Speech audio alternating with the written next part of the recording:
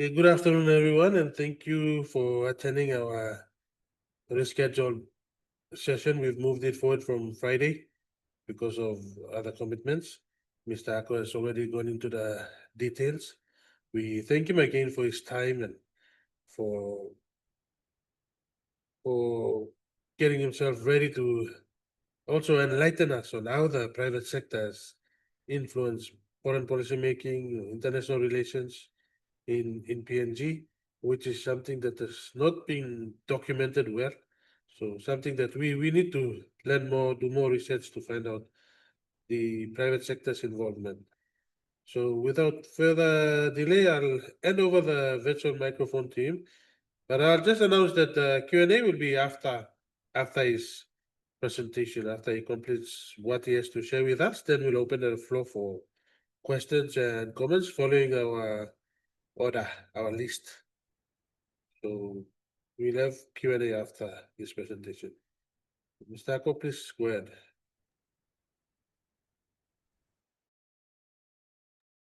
Thank you, Mr. Aguirre. Happy Nunolgeta. Once again, thank you very much for considering my request, and you may sit down now at 2 p.m. Go through with our continue our conversation on our Q&A session. Thank you everyone for making the time available to attend also. So our main issue or main topic of our conversation today is on the private sector in foreign policy, and I can just imagine the private sector in huge economies like the US or the European Union, Australia, like Australia. How they would go about uh, influencing, especially the energy companies, the green companies, the ones who deal with gas, fuel. You can just imagine the magnitude of the way they will go forward to ensure that their priorities, their company priorities are fulfilled. So when we say that, then we can imagine the issue which Puma Energy went through with their country manager, and the fact that he tried his very best to balance his company interest as against the interest of the country as a whole.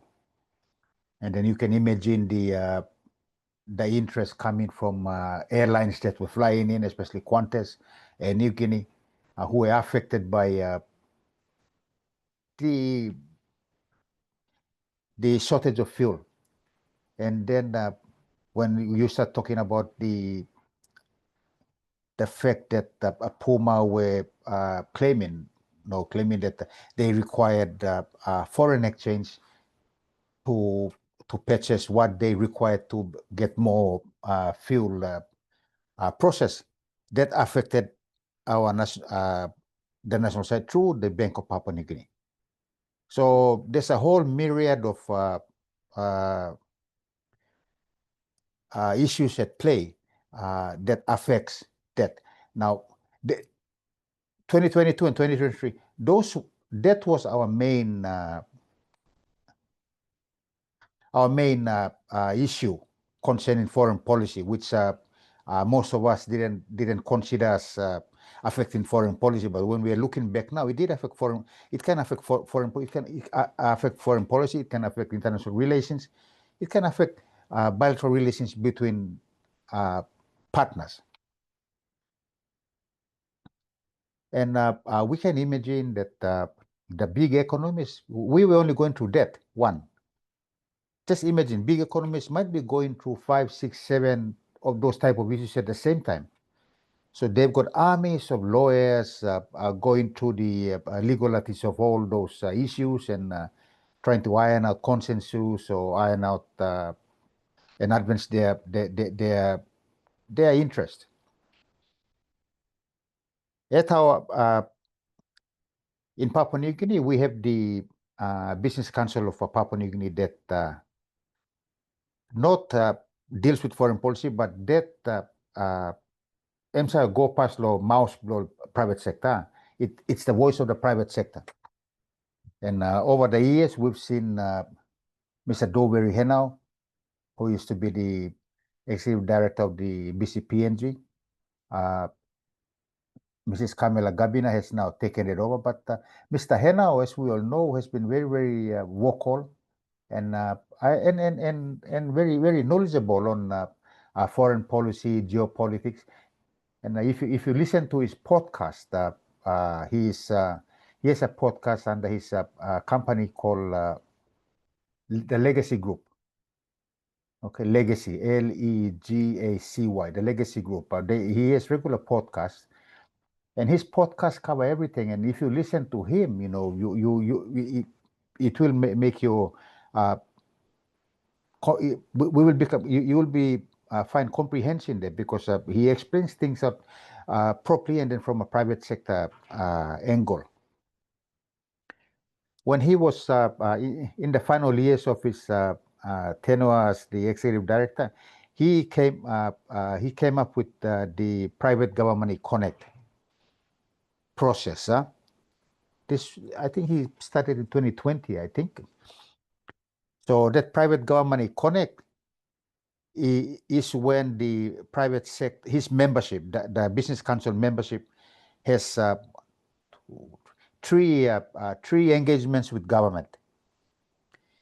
So the first engagement starts sometimes towards the end of January or early February every year, and it's what they call the Prime Minister's Back to Business Breakfast. So the amount of work that goes through into preparing that is huge. No, the Business Council goes out looking for sponsorship to host the breakfast, and then from its membership, and then the membership comes good with hosting it, and then you have to come up with the questions and the bullet pointers for both the president of the Business Council and the sponsor, as well as the Prime Minister to talk on. And that breakfast usually kicks off business in the country, if we can say that, because the president talks about the issues on hand, the progresses they have done, and the Prime Minister also talks about the government's participation in that engagement and what's in store. So you have the Prime Minister's Back to Business Breakfast, and then you have in May you have the National Content Conference, and then towards the end of August, September, you have the Futures Forum. Like I think, if I'm not wrong, next week the Futures Forum, the PGK Futures Forum will be hosted, maybe on the 14th or the 15th. So that will require another engagement with income. So what that happens, what that intends is that it brings in government and the private sector together, and they talk on issues of commonalities and of mutual benefit. Now, from an outsider's point of view, it will be just viewed as another talk fest, where online government, online private business line will come in now, talk, finish, now go back with nothing much to do. But the Business Council have structured it so well that below that PGK level, you have what they call the G2B Consultative Forum, or the Government to Business Consultative Forum. That is made up of the departmental heads who cover the CACC together with their business counterparts. So during the consultative forums, most of the issues that have been discussed at the breakfast level or in the other levels publicly are brought in as part of the agenda for discussion. So the outcomes can even go as far as cabinet on a cabinet information paper, or if a chief secretary thinks that it warrants a cabinet decision, it will go in as a cabinet decision. Or you have those type of issues. And then below the consultative forum level, you have what they call the task forces. And there are 3 task forces that are made up, that are co-chaired by both government and the private sector. So you have the task force on the economy, you have the task force on business protection, and you have the task force on MTDP4. Now, below those 3 task forces, you have about 9 or 10 working groups that covers a myriad of issues at the working group level. So when you have a look at the structure from the outside, you have the mechanisms for private sector government engagement in international relations and in domestic issues. Okay, so the private sector gets briefed regularly because of that. So they then report to their members, just like what happened last year during the January 10 issues. No, those issues were raised to these forums, and responses went back as well. So we have that in place. Now, how effective the government utilizes this process is another thing. Let me rephrase. How effective the government utilizes this project in its international relations work is another thing. Okay. Why I say that is that before I started doing my day job, that was roughly in 2021, 2022, the business council were usually the last people who will be consulted in what they call a secular letter by the government. You know, business council might receive a secular letter regarding the upcoming meetings to discuss this and that days before the meeting happened. And you could see the sending date would have been 2 weeks ago. And that is not out of ignorance. It is done simply because, or maybe out of ignorance, maybe you decide, but it is done simply from the fact that government does not consider the private sector important in nation building.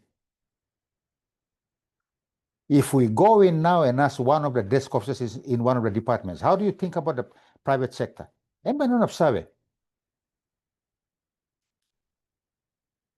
People at higher levels, and depending on your engagement with the private sector, some up to this day do not realize that the private sector is the economy's engine of growth. It is the implementer. The private sector is the engine that brings in money, that allows businesses to prevail, and that allows us to go and buy stuff there, and we pay tax through our salaries, and then that cycle goes on. So, you look at the foreign policy review. Of course, Mr. Hena was part of the eminent person group, so he would have represented the private sector. But in terms of wider consultation with the Manufacturers Council, with the PNG Chamber of Commerce, with the PNG Core, did those take place or no?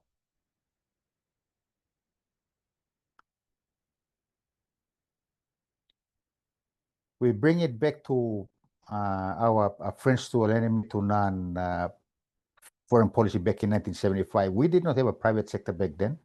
So it is understandable that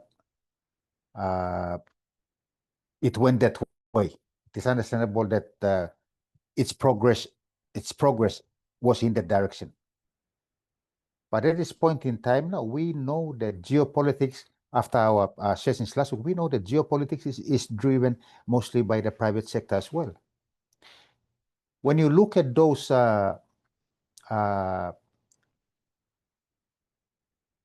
the weapons, and by weapons I mean the warships, the aircraft carriers, the tanks, even the rifles and the gun.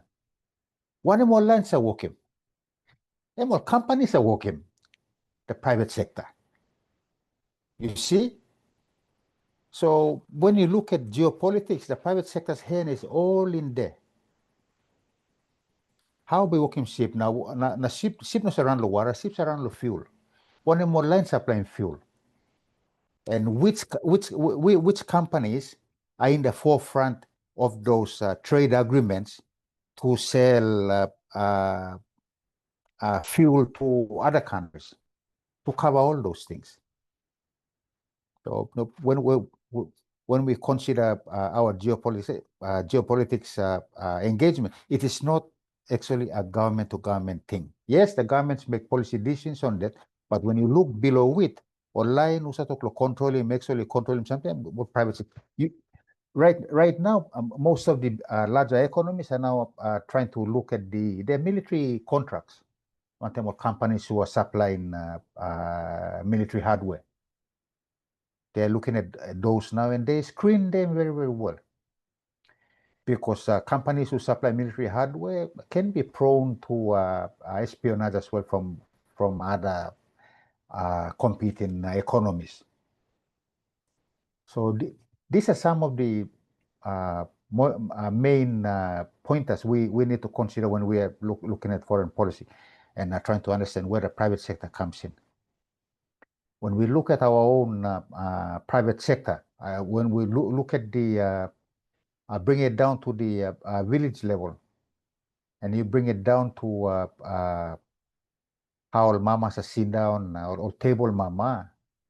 I mean, most of them would not understand all these things, but they wouldn't even know also that apart from the tax they are paying to GST,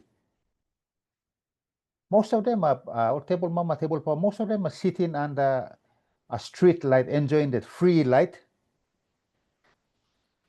because that free light is paid for by tax paid by the 15% who are employed.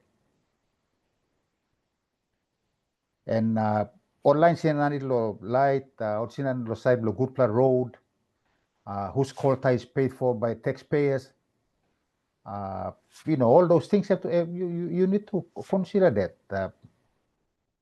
And the government's way of getting them to pay tax will be through the small SBT, small business tax. But how effective that is they are in policy, you may not say.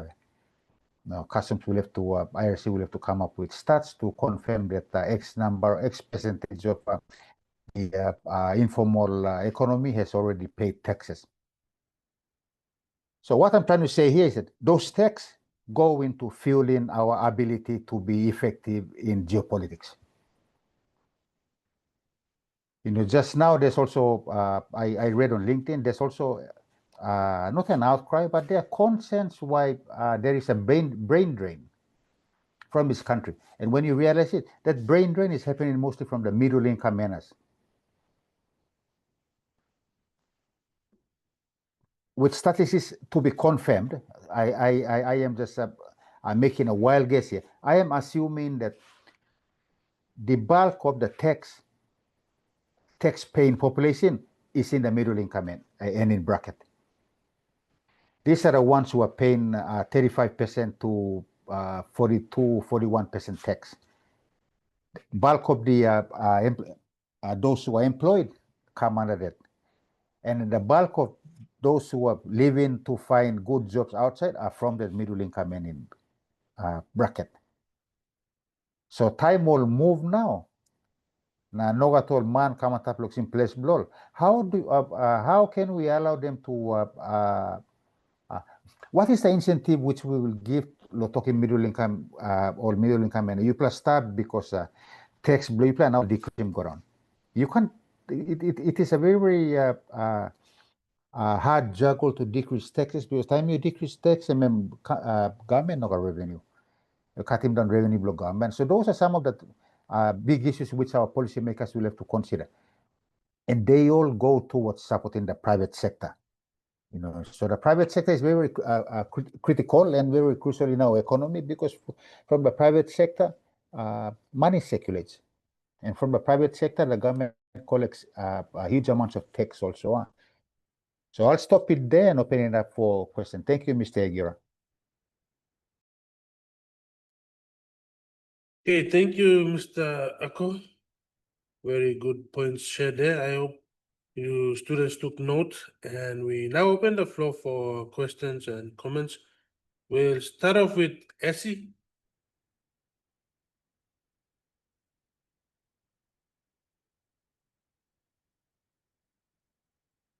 Is Essie in the meeting room? No, gata. Then we'll move on to the next person on the list. Next one, Rafaela. Rafaela, please. The virtual microphone is yours.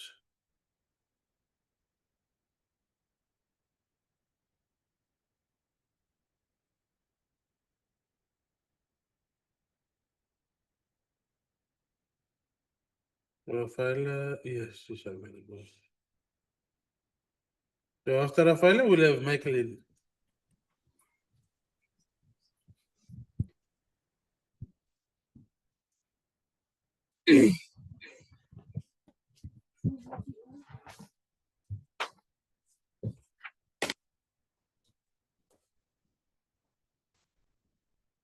Thank you, Mr. Ako. Good afternoon, Mr. Yagura and Mr. Ako and everyone.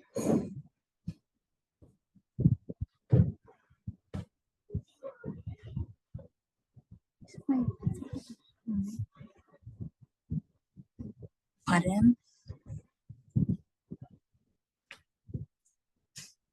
So I have one question and two comments to make from our previous session. So I'll go on with my comments and then I'll ask my question. Okay, so on to my first comment. It's in relation to what it's in relation to what Mr. Ako talked about in relation to self-interest and who PNGs are the principle of friends to all, enemies to none there. So my commentary is just basically on that. So throughout the presentation from last week, pardon me. So I'll just move on with my first commentary. So which is in relation to what I've stated prior. So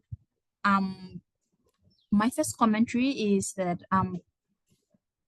PNG's concept or the principle of friends to all and enemies to none is it often, or as I believe, it finds itself sort of, I mean, based on our discussions and all that, like I feel that it often finds itself torn between self-interest and principled decision making.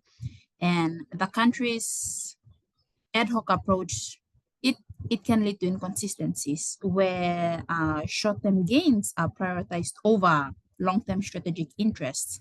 And this can compromise principles like environmental sustainability or probably human rights.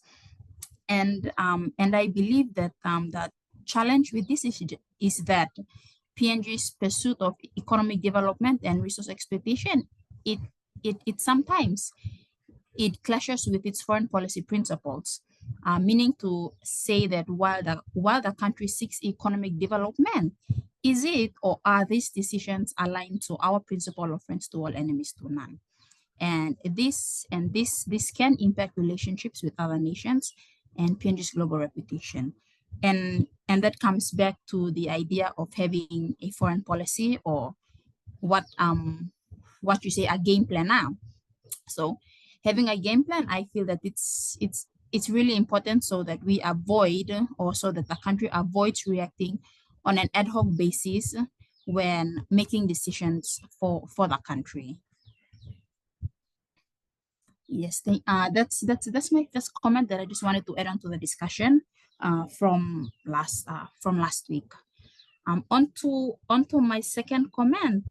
It's in relation to our consultation period that we had with Mr. Yeager, where one of my colleagues, she talked about the idea of policies and foreign policy, where, like, sometimes, like, not everyone is concerned, or like, savel, or they are not interested, should I say, about this idea of knowing policies, or I mean our foreign policy, to be more specific. So, like, one of the things that my colleague mentioned that I would like to stress on is that, like, sometimes when we bring up the idea of policy or like foreign policy within a discussion, it doesn't like really interest everyone or intrigue everyone to want to know more about it. And only those that like know, or probably those within the PNG studies, or probably those taking this unit, they would understand and they would want to have I have like a conversation with you. And so just now to my comment, I feel that it's important that we include, or we teach probably like the grade 11th or 12th, like the higher education, probably the basics of foreign policy. So before they go into tertiary institutions or higher levels of education, like at least they have that basic idea or knowledge of what a foreign policy is. Because like country at least like the basics of it, more should sabe. So yes, that was just one thing that I just wanted to add on to that to that discussion. Thank you. So onto my question. I have only one question to ask for today. And that question is Mr. Ako, you can answer, or Mr. Yegura can answer that question. But yes, so my question is in terms with the principle of friends to all, enemies to none, where from your opinion, where do you think our 5 directive goals and principles, where do they stand in regards to the friends to all, enemies to none principle? Thank you. That's my question.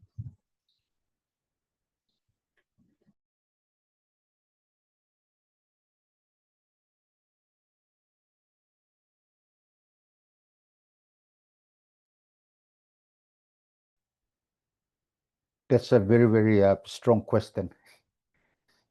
Very challenging also, because the 5 national goals and directive principles is the heart and soul of of Papua New Guinea.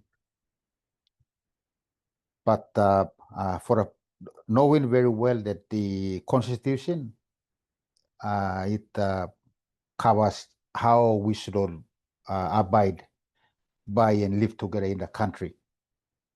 The foreign policy is outward looking. Okay, the foreign policy is how Papua New Guineans, how PNG can relate with how PNG can relate internationally. So I guess to answer that question is that we have to pick out of those 5 what covers the foreign policy. So when you look at it, the 5 directive principles is our national game plan. Now, from the national game plan, you may rouse him what is required to arm ourselves to play internationally. And those are the ones which we can put into the foreign policy to help us guide us through, which can always remind us with what we require to live by, to ensure that the international community understands where we are coming from when we are talking with them during engagements. And them also, all looking, they know our constitution. They know our rules and regulations. So the onus is upon each and every one of ourselves, even me included, to get to know those main policies and regulations very, very well. So we do not get to fall into any trap set up by people who might have ulterior motives when they're dealing with us internationally. I'll answer it that way. Mr. Egora will have other views on that.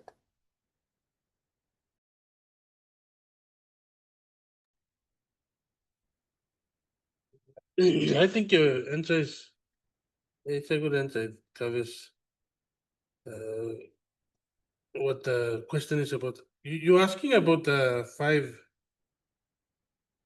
national goals and directive principles and how it's connected to the principle of universalism, friends to all enemies to none, is that?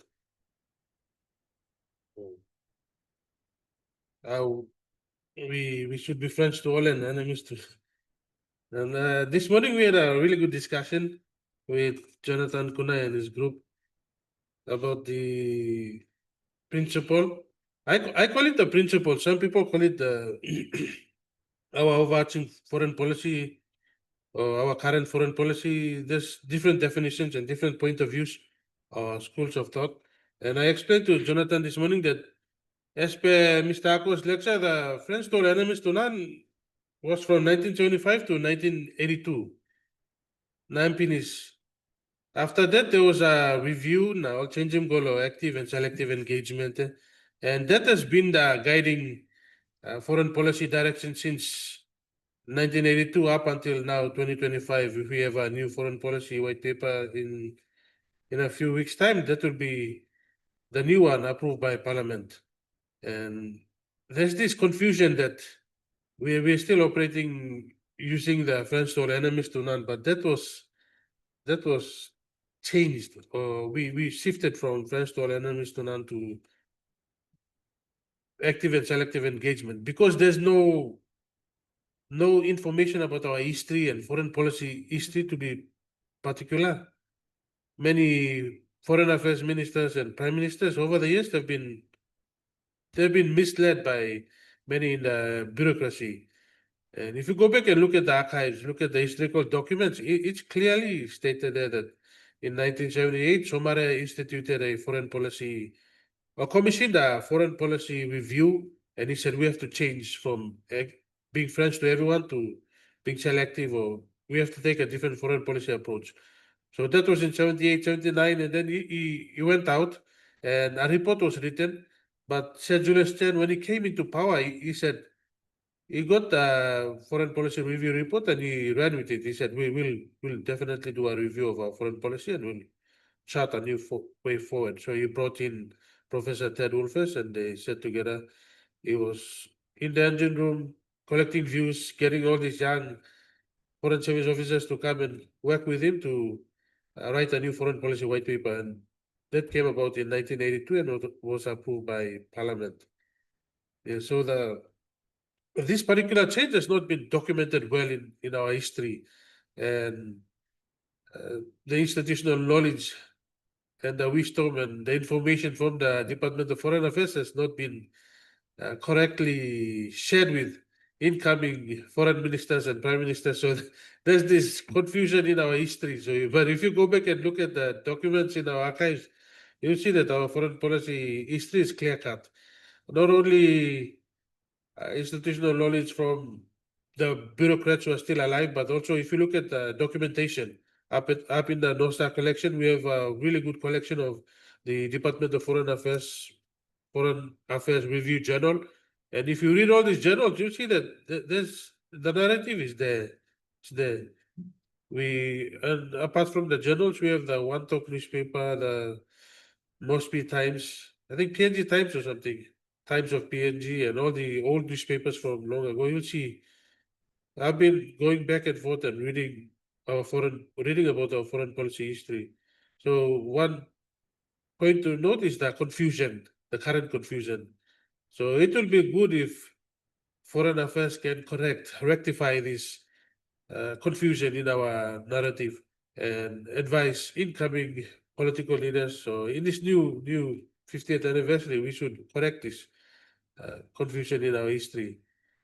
So we are no longer following technically we're no longer following the friends to all enemies to none foreign policy mantra or principle approach. And I call it just a principle because we try to refer back and try to make sure that we use some kind of framework to help us make a decision. But when you look at it technically speaking from a foreign policy point of view, it was done away with after 1982, and we are now following the active and selective engagement. So that's something that we need to rewrite our history books and make the correction somehow before we move into the next 50 years. So how it's connected to the 5 national goals and directive principles, the connection.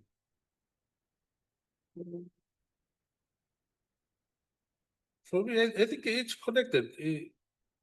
When we got independence, we wanted to develop integral human development. We wanted to show that we are sovereign. We could rely on ourselves, but we could work with our partners. And then we have all these natural resources, and we need others to work with us to develop into finished products and to help our economy grow. And then we had our own PNG way, and we wanted to work with others, but also show that we are a Melanesian country and we have our own ways of doing things. And for me, I think it kind of blends into the 5 national goals and principles at the time of independence. So, like I said, that's from 1975 to 1982, but up to now, it's a different story. We are implementing another foreign policy approach. So, I would answer your question this way, Rafaela.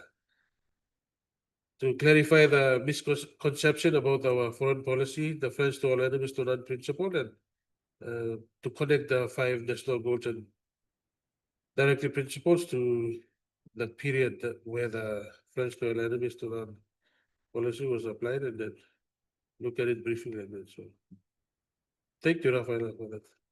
Mr. Ako can add on. Yeah, no, Ms. Leguer, that's well explained, and I am totally in agreement with you. Like I mentioned earlier on, the 5 national goals and directive principles is talking about PNG's interest. And I guess one way of answering the question is that merging those 5 goals into another plan. So if you were to draw, if we were to draw the friends to enemy to non-foreign policy at the top of the list, circle him, and then underneath there, put in 5 arrow. 5 arrow with integral human development, equality and participation, national sovereignty, natural resources, the PNG way. So those 5 arrows now go towards the friends to enemies to none. Now, time you put him a picture or same, then that can also show you a way of, from that, you let me explain it this way. So you put him the friends to enemy to none foreign policy here.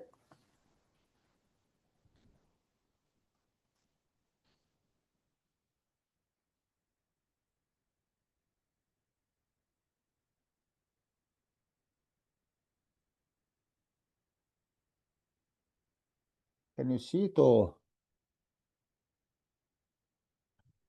it's blurry? It's blurry, but if you have the foreign policy of friends to enemies to none here, and then you draw 5 arrows coming this way, pointing to here, with all those 5 directive principles, then that will give us a picture from here. How do we go internationally with this 5 here?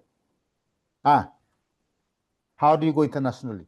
Now, with friends to enemy to none, it puts us at a very difficult position, because all these little countries which we are trying to be friends with and not an enemy to, most of them would not have these same things. No, most of them would not have these same goals. So and by none have met. And secondly, if they also have these 5 goals, so where is the middle ground then?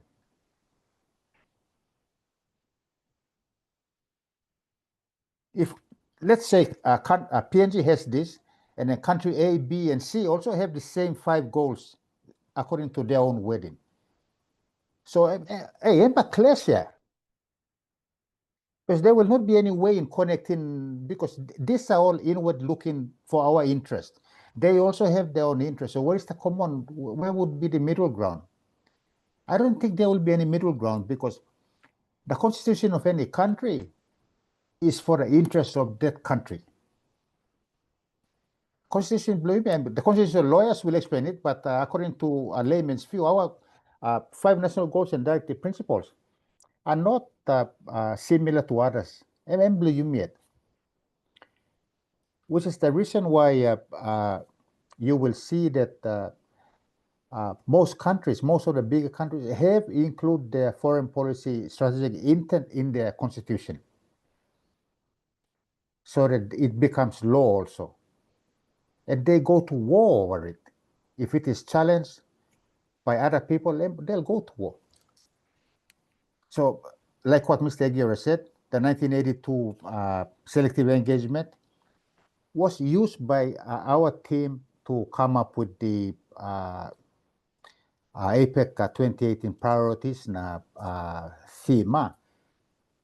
And when we went out looking for assistance, we did not go out to the whole 20 economies. Mipla sit down na scale okay. Online niya and no open to maslimi. But me talk PG na ipla scaling friendship level. Okay, so online niya, all no ore tumas ang tayo, so lusimol, online niya, all half-half. So maybe online niya, trome di sa lilikaskim lol pasem, all ba like mo no what? Just lo confirm yung suspicion that yumi proman no what? Now this la 5 pla all main ones. So once we broke those things up like that, then we went up looking for technical cooperation, assistance or something to support the MAPEC 2018. And we only used 9 economies, Australia, New Zealand, Indonesia, Philippines, Malaysia, China, Japan, the US. Yeah, about 8. So that's selective engagement in running a foreign policy agenda. And even all the others who said no name inside this list, all no care, all no busy. I mean, mipla no busy, all no busy lo mipla. But in hindsight,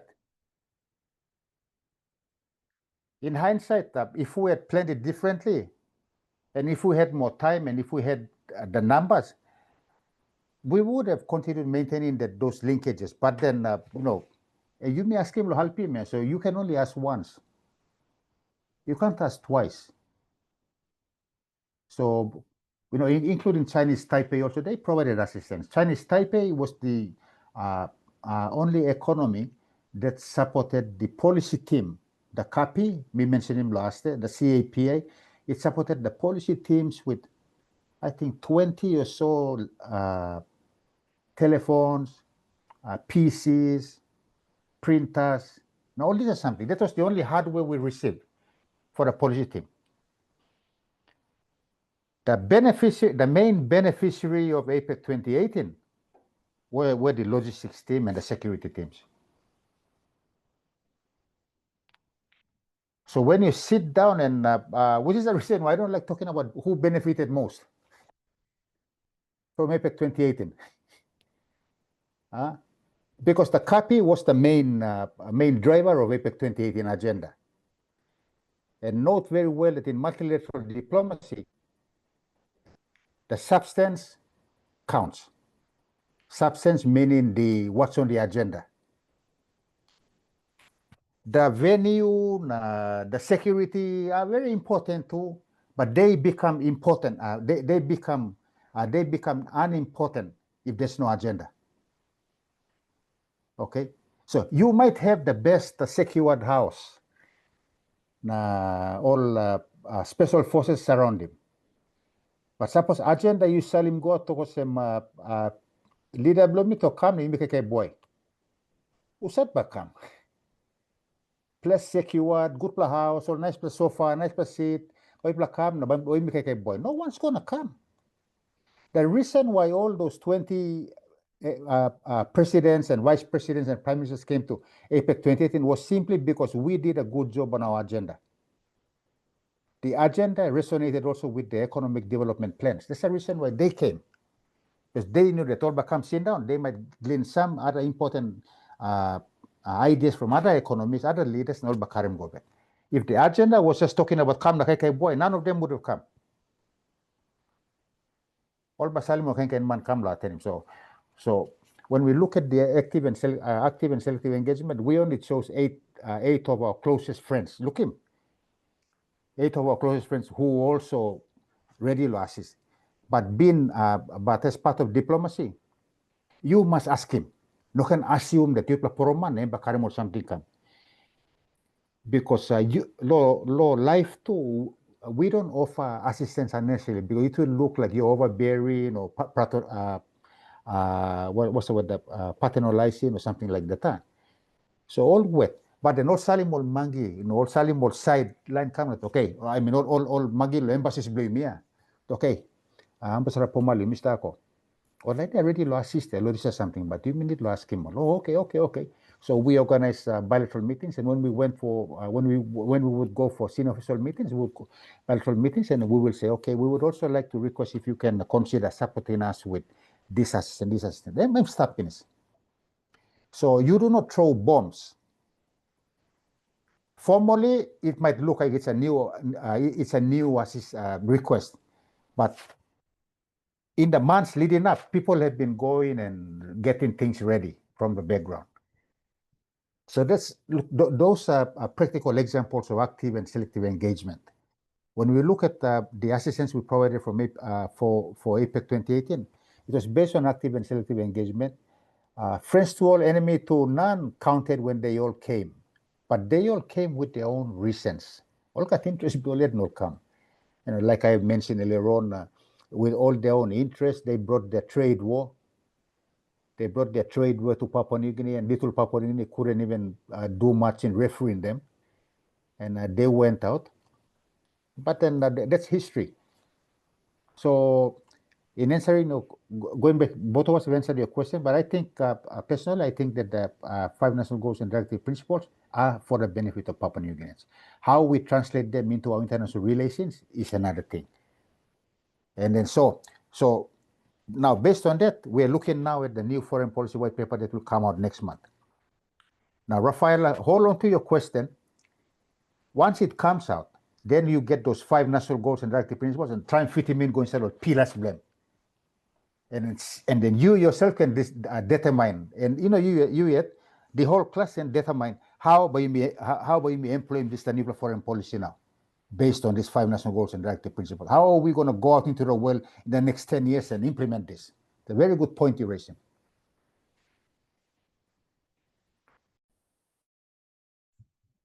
Thank you, Mr. Ko, for the explanation. Thank you.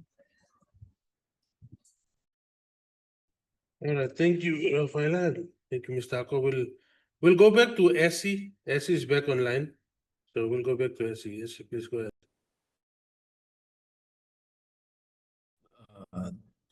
Thank you, Mr. Giora and Mr. Ako. Sorry, I was having a little difficulty accessing the meeting. So, yeah, my questions and comments are based on week 5 lectures, topic 3, foreign policy at independent. So, you have talked about ACS rapid industrialization after World War II and the formation of ASEAN and the 3 factors that shapes or influence PNG's first foreign policy at independence. So I think this may seem like some international factors that influence PNG's first foreign policy. So my question is, were there any domestic factors that may have influenced PNG's first foreign policy? And my second question is that there was the Cold War between USA and Russia at 1975 and onwards. So, and Australia was an ally of US. So my question is, for the friends to all and enemies to none foreign policy, did it affect PNG's relationship with Australia from 1975 onwards? These are my 2 questions. I have 2 comments to make, but I'll let you answer those 2 questions. Thank you. No, thank you very much, Essie, for that. Your first question, if I had correctly, was, were there domestic factors? Yes. What were the domestic factors that affected the making of the new foreign policy? Yes. Or the naming of the new foreign policy?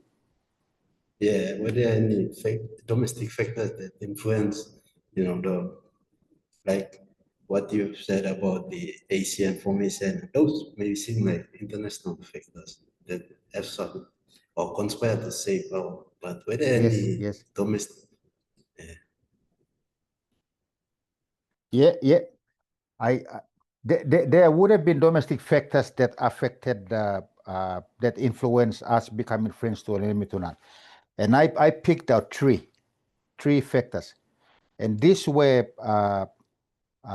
involved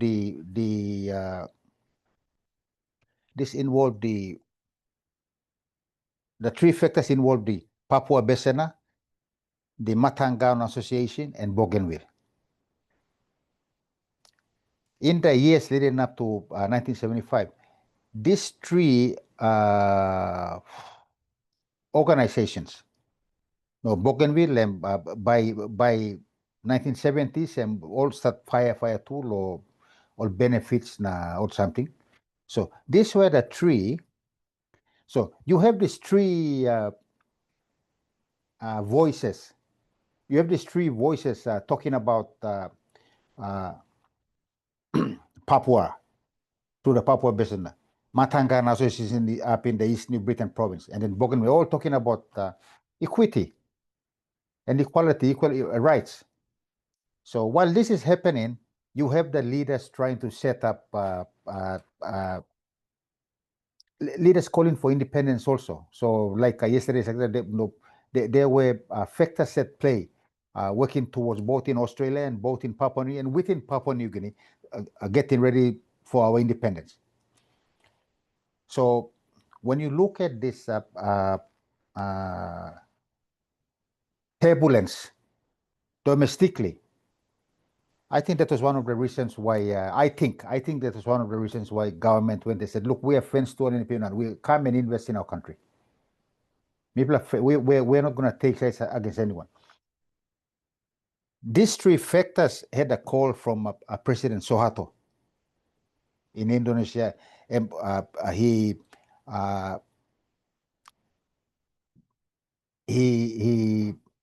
not called, but when he met with the Prime Minister, I'm talking, ma'am, these three let's call them these three factors can cause instability in the region. Please sort that out.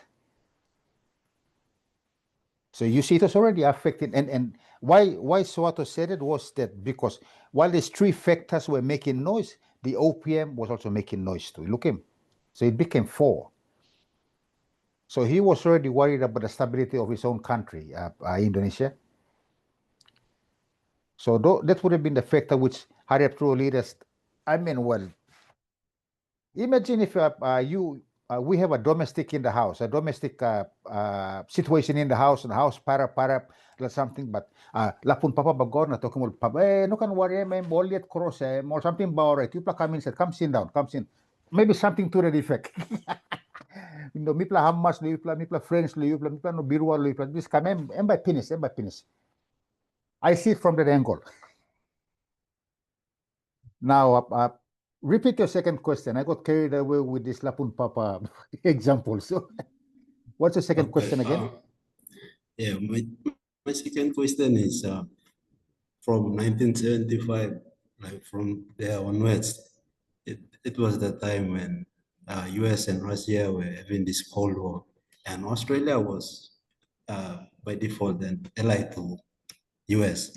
So my question is, did friends to all and enemies to none foreign policy of PNG, did it affect PNG's relationship with Australia from 1975 onwards? So, no. No, God, it did not affect PNG's relationship with Australia. I say that on the point that by 1974-73, Australia had also changed its foreign policy, moving away from the US. I will locate that information because I wrote it. I wrote about that. Yeah, they had moved away from the US because they realized that they had a lot to worry about in the immediate region. By 1950, you had the Malaysian insurgency between the Indonesians and the Malaysians. By 1960, you had the Vietnam War. Now, while that was happening, there was also the need to reform, put up defenses in Papua New Guinea, which is why when the Papuan Infantry Battalion was disbanded in 1946, in 1951, Harriet True all reformed PIR again. So it became the Pacific Island Regiment based out at Toromo Barracks. Okay, so that was the issue. So the defense, they kept on maintaining the defense area regarding that. So that establishment became, then they set up Moen Barracks in 1967-68, followed by IGAM and all the others. So the PNGDF was set up based on the, I beg your pardon, the PNGF was set up to cover the defense, to provide defense for Papua New Guinea and for the region as well. So I don't think our foreign policy had any effect on Australia's foreign policy. It would have been the other way around. Okay, I will locate the Manimena Bami Talk 7 now. So I see that's how I can answer your question. Okay. Yes. Thank you. Thank you. Thank you for that answer. And yeah, I think I've reached my minimum question. I just have two questions, two comments to make. And yeah, my first comment is on your presentation last week for topic 3. And as you have mentioned that like international trade, the terminology was unknown to PNG in 1975. And this is, for what I've learned from the lesson that you gave in last week, week 5. I've learned that before independence, like our economy was managed by Australians or Australian settlers. And they handle most of the trading or like exporting of copper, coffee and timber and all of those. And as a result, we did not, or Papua New Guineans didn't have direct control, or Papua New Guineans didn't have maybe a full understanding of how international trade system works. So that's why I think that term was still unknown to maybe to Papua New Guineans at independence, the term international trade. And another reason too would be maybe because we don't have more, maybe we have little or few people who are educated. We don't have too much more educated people at independence. So like the term international trade was still unknown to our forefathers. Like Somare it's not a qualified, it is a teacher, like most of the other founding fathers. So they have little or no formal education of economics and that. So I think that's from my opinion. I think that was why the term was still unknown to them during at independence. And later, as time goes by and people become educated, and they realized that no, this is international trade, and they started venturing into international trade. Yeah, I think when you mentioned that it was still an unknown terminology back in 1975, I thought, well, maybe it's because we didn't have enough educated people or something like that. And our economy was managed by Australians, and yeah, so the term was still unknown to us. Yeah, that's one comment I just want to make on that. Another comment is for the national interest. So, like for PNG's universal, the French wall enemies to non-foreign policy at present day situation, I just want to make a comment on that and how it compromises our relationship with major powers like China, US, and Australia.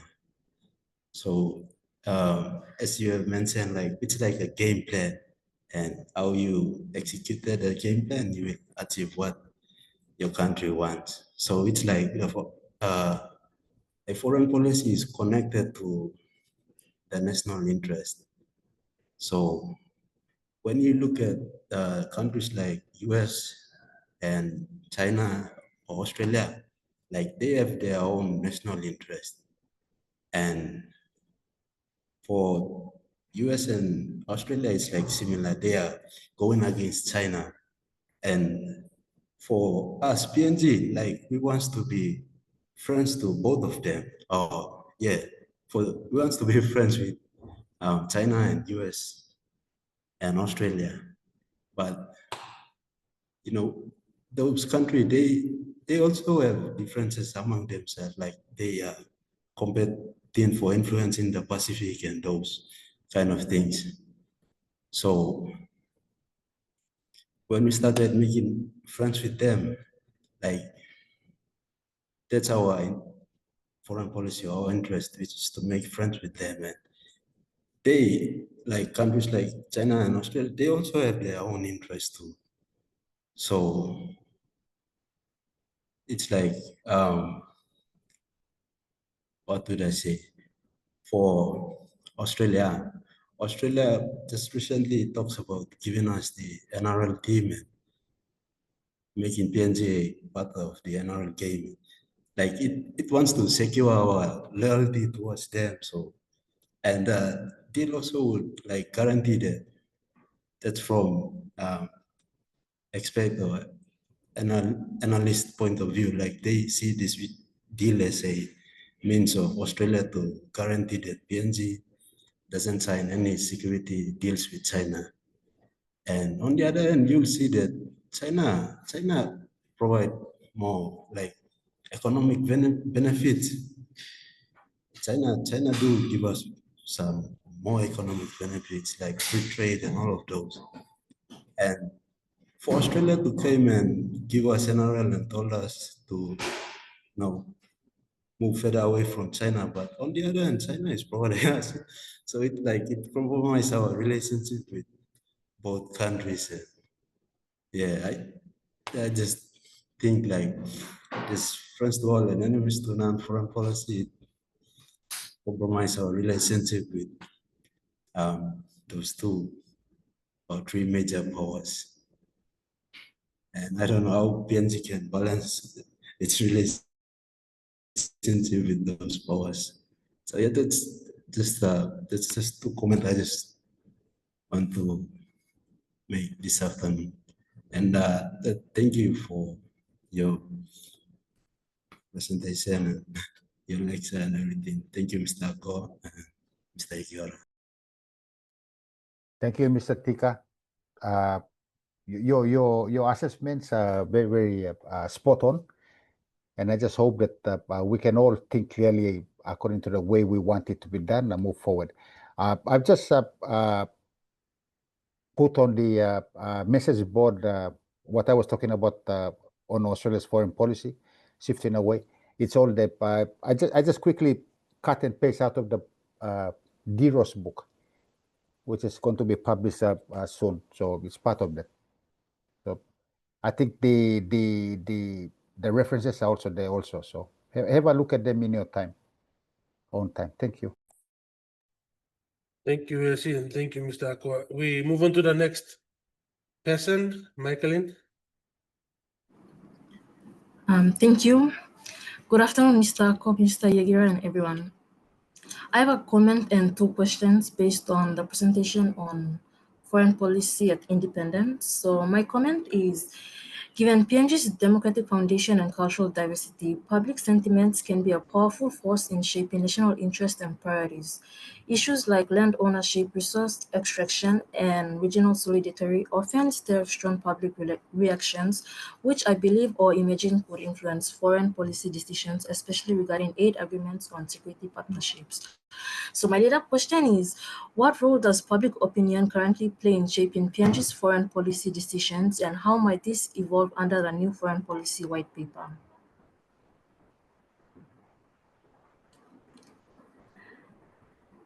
So I'll let Mr. Yeager and Mr. Akko answer this question, and I'll move on to my second question.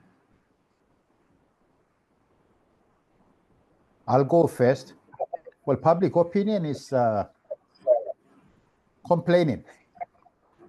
on the new foreign policy because they were not given an opportunity to write it, to make comment on it. That's the public opinion on that. You look at the academia. Academia were not given any opportunity to properly look at it. Look at it from a perspective of its draft version. The fact that you had a finished product and given it out to people to have a look is not the same as having a look at draft one. It's different. Every one of us have written documents, even you, Plato, you've written documents, and draft one is important. If you're asking someone to have a look at your draft, an expert, you're having a subject matter expert to have a look at your draft, your number 10th draft, work good. So public opinion is important, but like I think Usad been talk earlier on, Rafaela mentioned it. Rafael hit the nail on the head when he said it. And also the public opinion, it is, let me refer, it is the knowledgeable public data subject matter experts in this subject are raising concerns that they were not given the opportunity to have a much more say earlier on. Rafaela says that, but the public no busy too. Why? Because the understanding of foreign policy and the understanding of international relations is assumed to be in the domain of only certain group of people who jet about here and there across continents, across borders, attending meetings and all the stuff. So Rafaela said it correctly. All man no busy. When you look at pictures of, let's say, if you call home now and ask him, guardian, suppose Papa Mama are live yet, ask him all, or Tumbuna, or Uncle Auntie, hey, PM lo New Zealand kami, you can look him to musate. That's public opinion for you in terms of international relations. So that's how I would answer your question. On both sides, you got online who said look forward to contribute, while on the other side, all man not busy also. Something the Department of Foreign Affairs or Prime Minister's Department to run. Work blame me is just ready in staff solo look out in big league banish blame in how be me kai now and tomorrow.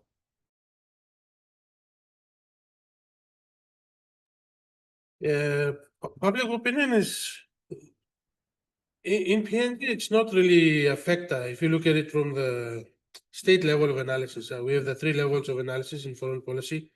You have the individual, the state, and the system level.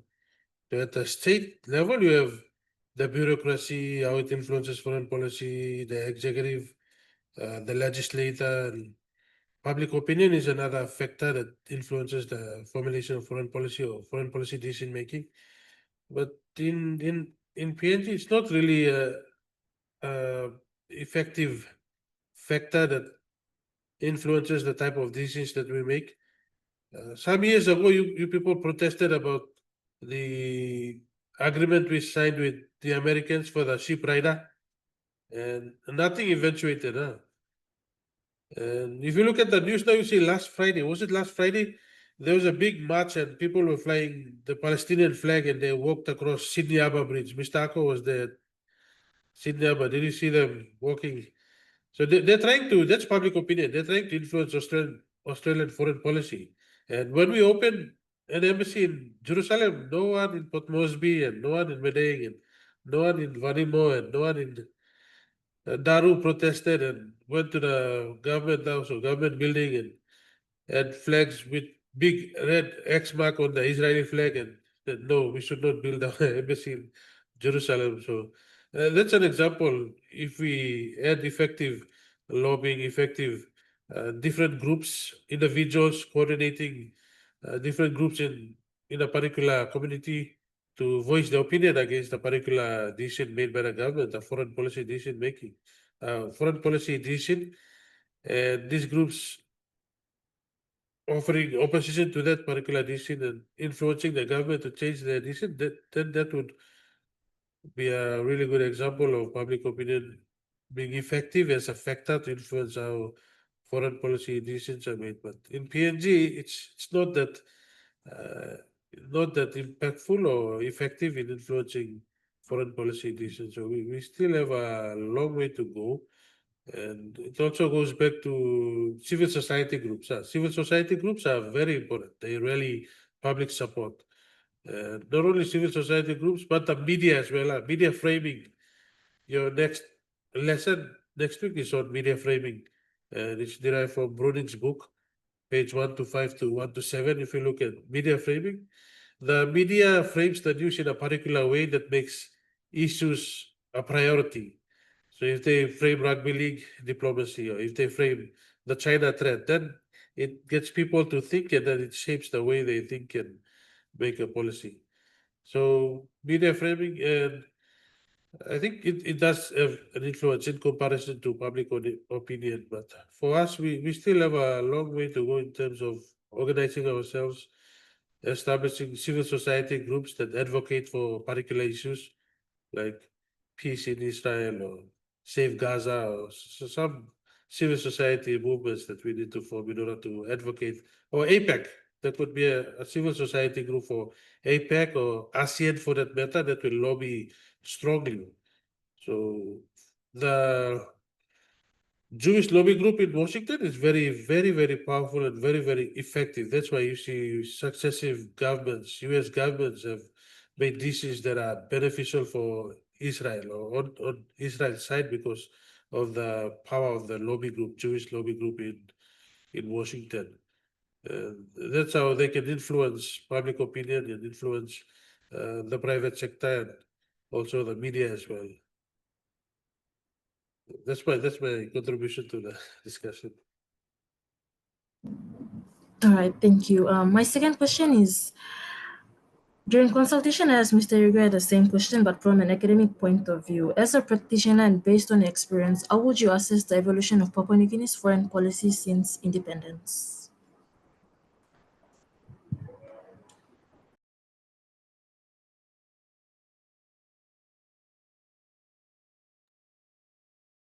Well, from 1980 to up, while the main foreign policy white paper was based on active and selective engagement, there were a couple of other strategic intents also included also, like Pius Winty's Look North, and then Sergei's Look North, Work the Pacific. There were a couple more others put it, but they were all grouped under the selective engagement policy. So, excuse me. So when you look at the grouping them, my biggest experience of that was when we started organizing for APEC 2018. So we needed a signpost. So the signpost said, it said active and selective engagement. So that was what prompted the other ops plan that came up from that. Now, beyond that, now from 2019, 2020, the government is talking again about friends to all, enemies to none. But under what degree, we don't know. We don't know the particular intent. Even right up to now, on the eve of releasing our new foreign policy white paper, Tok is still strong, lo, friends to all, enemy to none. So I don't know how that's going to affect the new foreign policy white paper and what the eminent persons group have put down for it as the new cat's cry.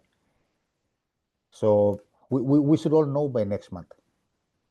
Suppose them come out. So that's my experience on the evolution of PG's foreign policy 75.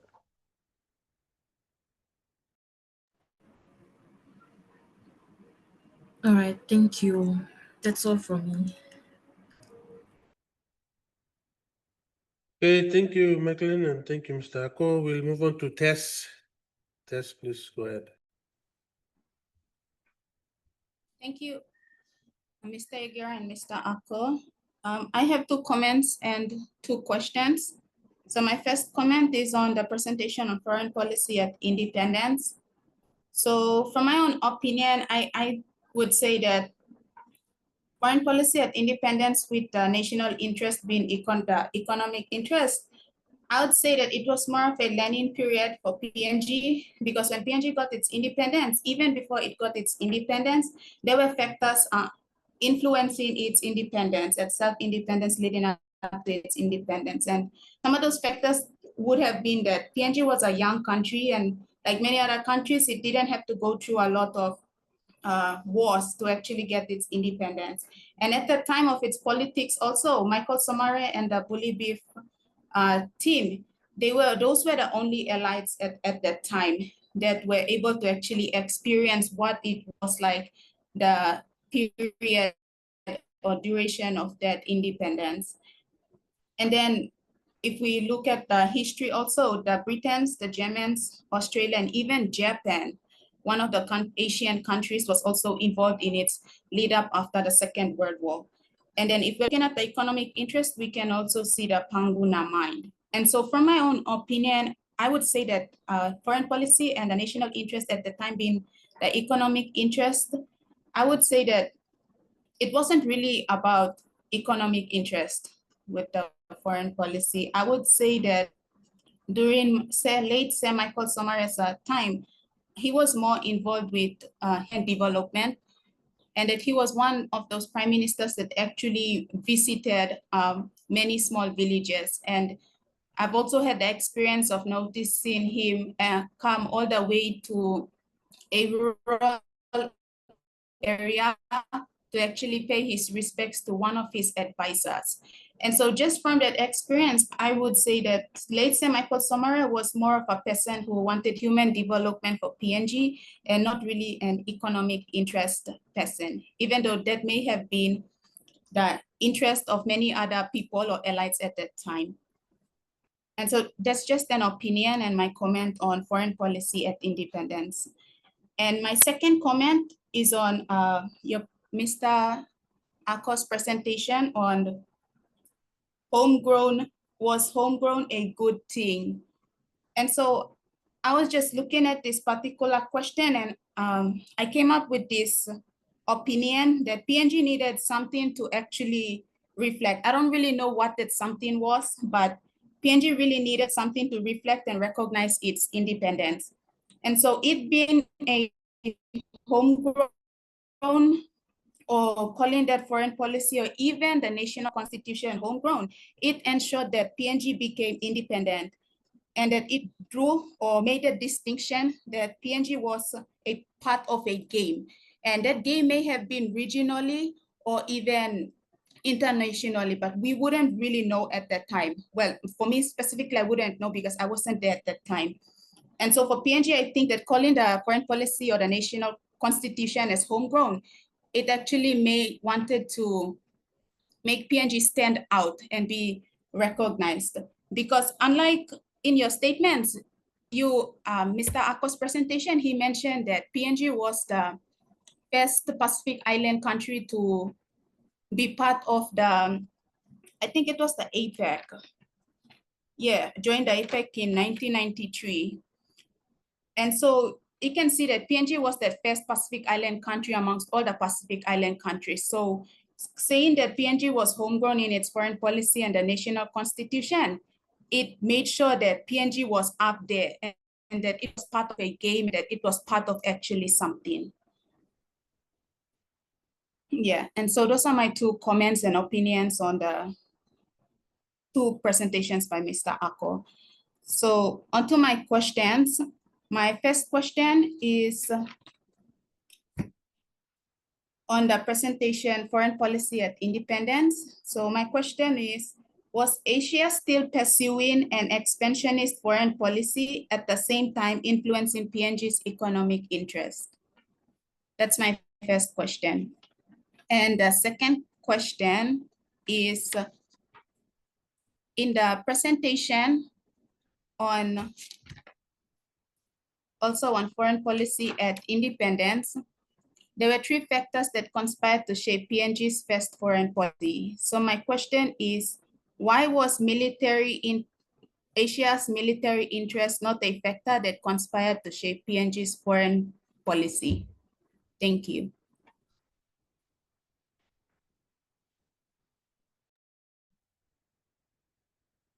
Thank you for that, Tess. The first question you said that Asia was working on regional Expansionist foreign expansionism. policy. I would not term it as an expansionist foreign policy by Asia, because they were actually expanding their trade borders, their trading borders. From the 1960s right up to the 1990s, they were all becoming independent, and they started looking heavily into the trade, international trade for that matter. So, and it was not them alone. It also included Japan and Australia, especially Australia. So when you look at the genesis of APEC, the genesis of APEC actually ties in very, very well with Asia's trade advances in the region. Okay. Now, Papua New Guinea, like we have discussed, was not part of that because it was still a colony of Australia right up to 1975. I think that would have been one of the telling factors as to why the fathers did not look more heavily into trade, or into international trade, because em goglob ol bosa em staplo handle colonial administration. So that should shed light onto why the fathers never looked heavily into trade or international relations, because we all know with the way the current issue with Bougainville, and the fact that they still have to, and the fact that foreign affairs and defense are still all no kisimet until both governments realize that they reach a stage where they can be able to handle it. They will have it. So that would have been part of the understanding we had in the years leading up to independence and straight after that. Okay, so that's on the first question. Please repeat the second question again. In your presentation on independence, foreign policy at independence, in your presentation, you mentioned the three factors that conspired to shape PNG's best foreign policy. And I noticed that Asia's military interest was not also written. So I was just trying to find out, why is it that Asia's military interest was not also a conspiring factor?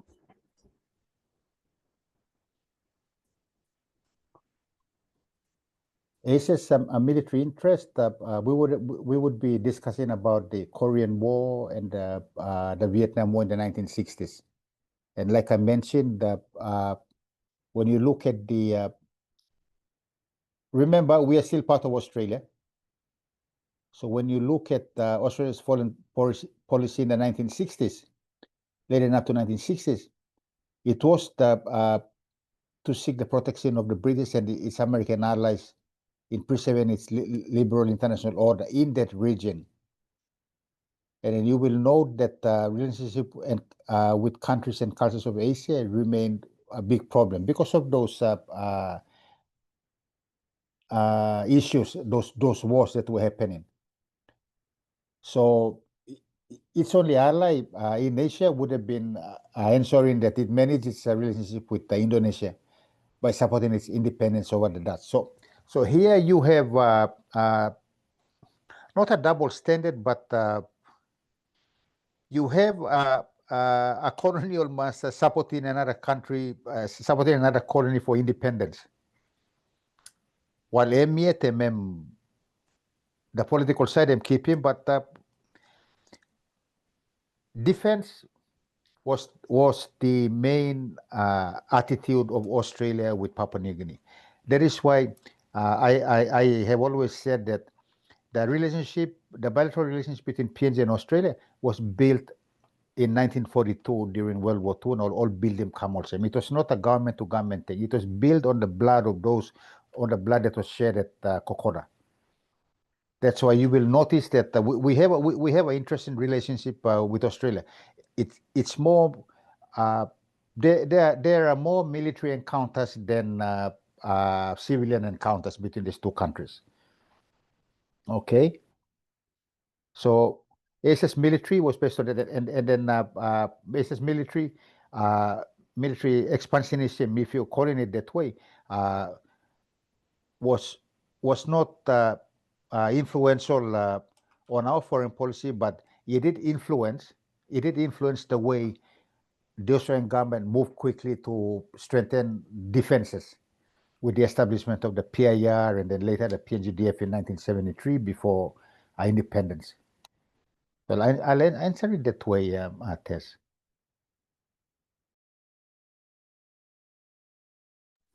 Thank you, Mr. Ako. Those were interesting answers.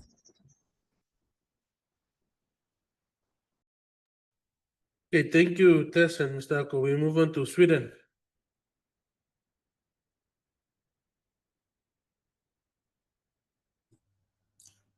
Thank you, Mr. Yagora and Mr. Ako. Can you guys hear me? Okay. I would like to make some few comments and questions regarding the presentations on last week and also this week presentation. So the first I'll go on and read the comments. So my first comment is on our first foreign policy, friends to all and enemies to none. So in my opinion, it's a good policy. However, I think some of our agreements are not effective or sometimes do not work out well because we don't have a true friend. So now with the white paper that will be released on the September, I think that we will have some specific friends with this we can have some strong establish some strong diplomatic relationship with other countries such as Australia or US. And another comment, it's regarding the economy. So as you mentioned in your presentation about the agriculture, so I've seen that agriculture played a important role in shaping PNG's economy, which significantly influenced the foreign policy both in the past and in the present days. So now I move on to my comment on this week presentation, Friday's presentation last week regarding sectors in foreign policy making. So to my comment, it is clear that PNG private sectors plays a vital role in development, especially through institutions like Institution of National Affairs or INA, which was found foster dialogue between government and business. The INA's involvement in organization, forum, and produce policy research suggests that there's some level of engagement with both discussions. So, however, the extent of formal participation in shaping foreign policy still seems less visible compared to other sectors. So now, so those are my comments. So now I'll move on to my questions. So the first question, so to what extent does the private sectors in PNG, to what extent does the private sectors in PNG participate in formal foreign policy consultations and advisory bodies? And to the second question, with growing foreign investment and regional partnership, PNGs face the challenges of aligning business priorities with its national and diplomatic goals. So how does PNG balance private sector's interest with national sovereignty and regional diplomatic commitments? So yeah, these are the questions and comments.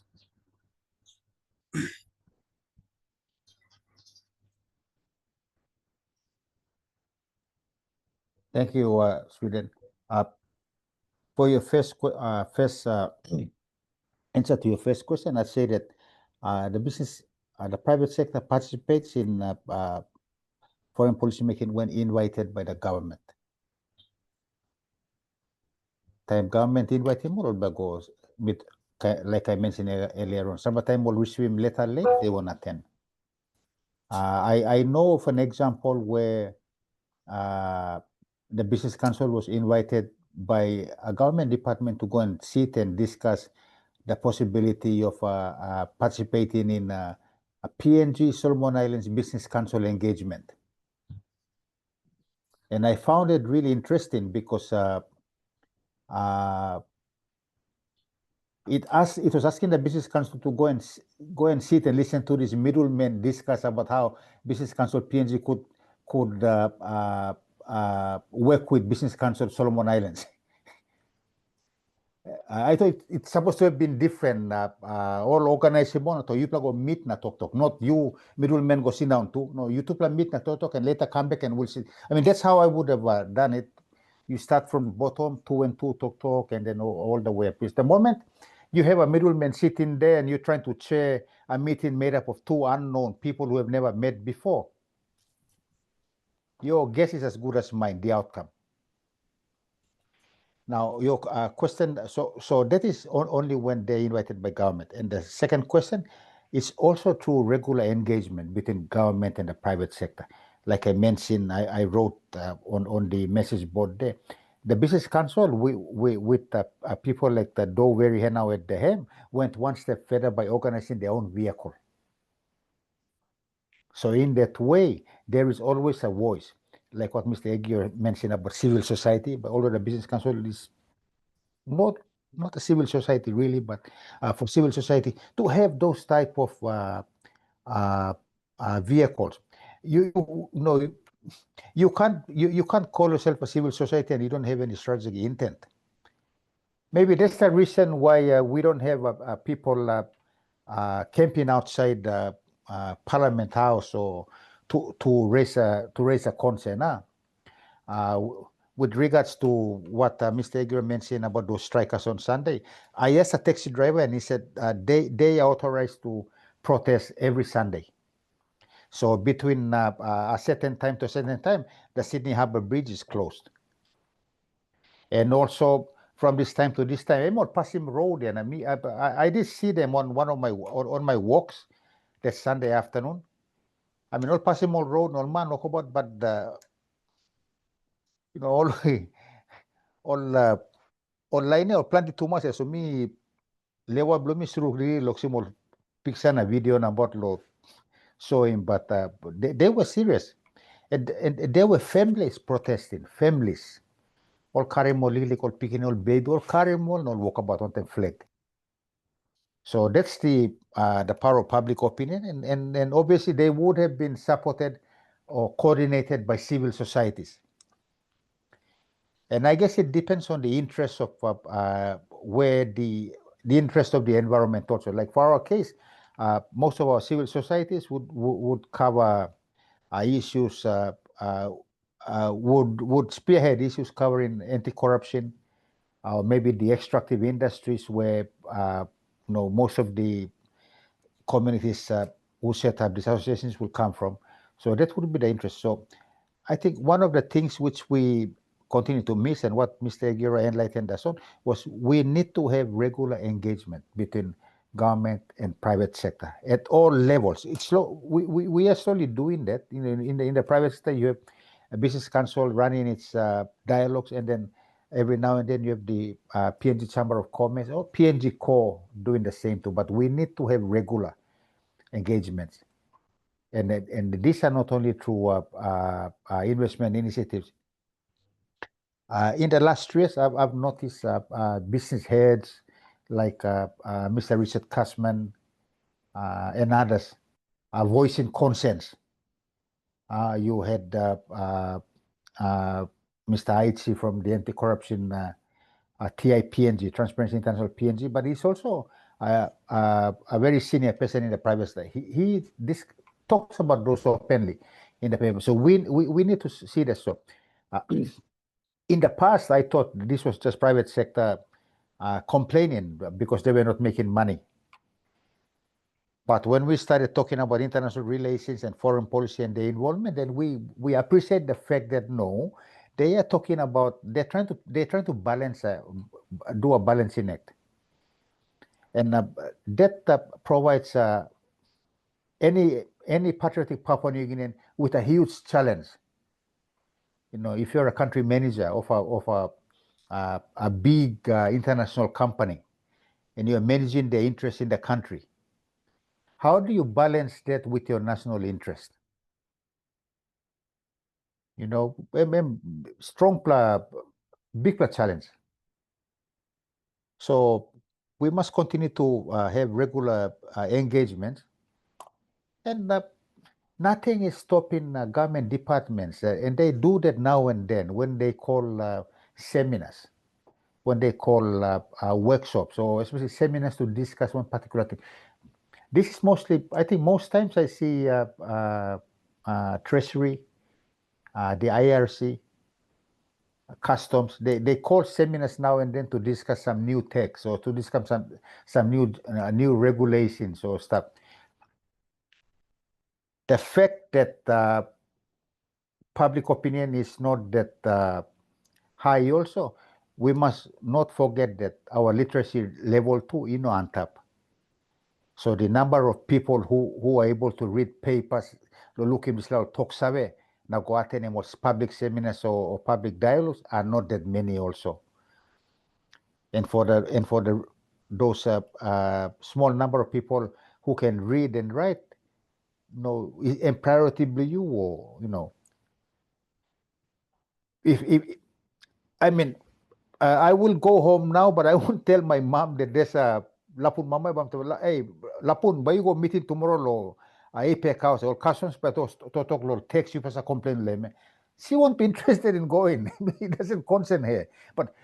But a civil society person will go because it's in their interest. And every now and then in the newspapers we see associations have been advertised asking for permission from people whether they should become an association or so. We know that there are civil society springing up here and there, but whether they work towards affecting public policy or foreign policy is another thing.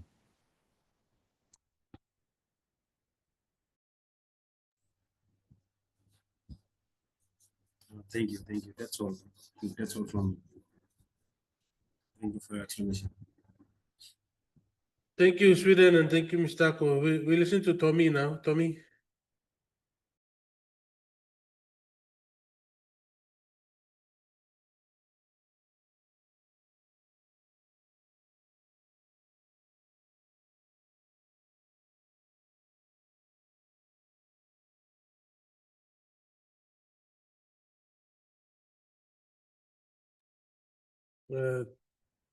Tommy, are you online? Or we move on to the next person, Zola.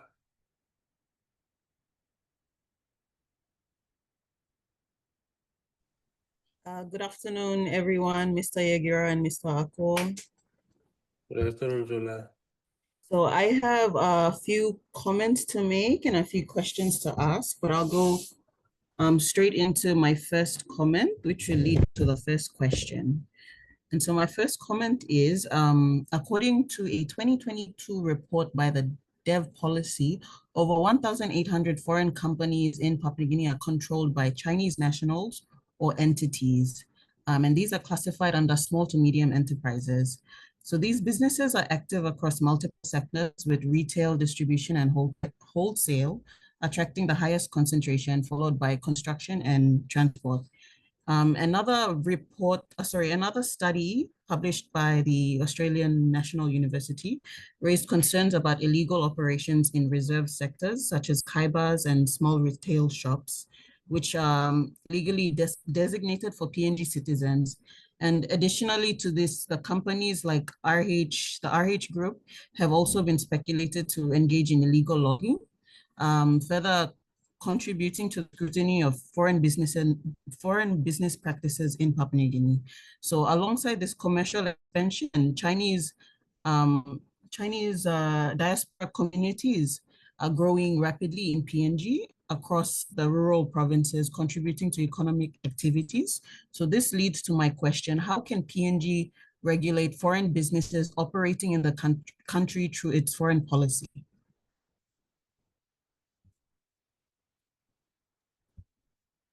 Thank you, Zola. I think the simple question would answer to that would be to strengthen our migration laws, strengthen our labor laws, and ensure that those laws are enforced also. Okay. When I was working with immigration more than 20 years ago, there was every foreign position, a position that is advertised and been won by a foreigner, there must be a localization plan attached to it. So the foreigner might be brought in to work on a 3-year contract, but at the end of the 3 year, he or she must also land in Papua New Guinea to take over. Now that was when I was immature, because now I'm matured, and when I understand foreign policy, international relations, and look at the interest of the company, why would a private company rousing my employee blame put him not a local, a private overseas company? If I am a head of a company X and my headquarters is in Hong Kong, and I'm investing here, and I'm contracting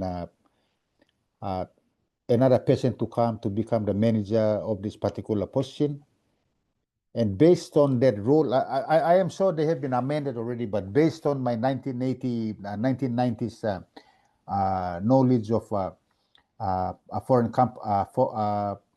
employee must within X number of years through the localization plan give him the same work go on the local man. Where is the logic behind that? So those rules and regulations would have been done based on nationalistic ideologies. I think they were not realistic. They were not realistic to the extent that considerations were given to the amount of investment that company X is bringing into the country and the amount of positions. You see, companies they come up with a structure in our labor laws. I think they talk about coming up with a structure, and an X number of positions are employed experts. Next number of positions you can recruit locally. Of course, there are different levels of salaries. The different levels of salaries below expert based on their living requirements and allowances, the different salaries for the locally engaged Papua New Guineans. So yes, we need to strengthen those rules. But again, in the process of strengthening them, we have to be realistic and to determine whether this is a genuine investor or not. If it's not a genuine investor, then you don't allow it to come into the country to invest. Give that space out. So that is now where we are going into something. You're pointing me to a new direction. That is where free trade agreements come into place now, because now when you have FTAs, they are regulated. They're regulated. So both sides. Oh, you look at the SEZs. People who are investing in the special economic zones, they are coming into that particular zone based on rules set up to cover that, because those rules are much more relaxed, a bit more relaxed than any business operation outside the zone. So those are some of the considerations we have to take into account in terms of your question. Thank you, Zola. Thank you, Mr. Ako. Okay, moving on to my second comment, which will lead into a two-part question. So my second comment is, in several of our virtual seminars, you've emphasized how Papua New Guinea's APEC 2018 agenda was shaped through collaborative engagement. This was also mentioned in yesterday's presentation, where you highlighted the central role played by the CAPI, is it? Yeah, CAPI, which facilitates workshops and bilateral meetings that brought together voices from various sectors. So through these insights, it clearly shows how much participatory communication is involved in these engagement initiatives. So for those unfamiliar with the term participatory communication, it refers to a two-way engage or two-way communication in policy making, where dialogue and mutual engagement are essential. So this basically means that you hear what I have to say, and then I hear what you have to say, and then we come to an agreement. However, from your account, this form of communication appears to happen only primarily at like higher levels. So this is among experts, practitioners, academics, and government representatives. So this leads me to both my questions. The first one is, when the PNG government develops new policies that directly impact local communities, to what extent are the people themselves involved in the process? And secondly, if this is not the case, what barriers might be preventing that kind of engagement? That's a very, very, very good, strong question also. In the provinces, we have provincial governments, we have the district levels. So when you look at if you remember me talking about a team of teams approach,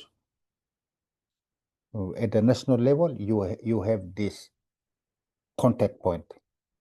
So this contact point that talks about, let's say, the contact points that talks about, let's use Alcinda Trawen's example. Alci was the head of the TPA team into APEC 2018.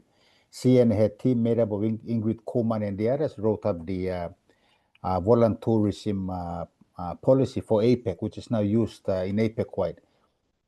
Excuse me.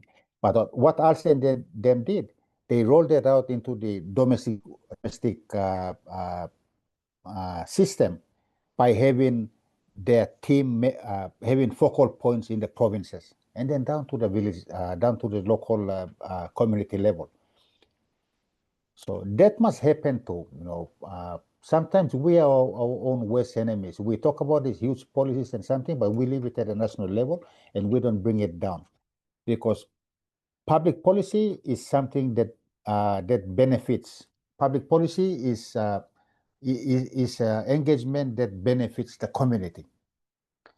So going back to the TPA APEC agenda on warland tourism, where you, I don't know if how many of you know about warland tourism, but what it happens is that you volunteer your services to there is a business up in Goroka, I hear.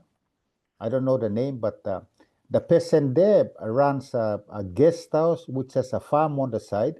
So the tourist from Austria who wants to provide, who might be an irrigation expert, eba fly ka mo lo come round looking Goroka, but eba stop los la farm blow big money na for his board and lodging, he will work on irrigation.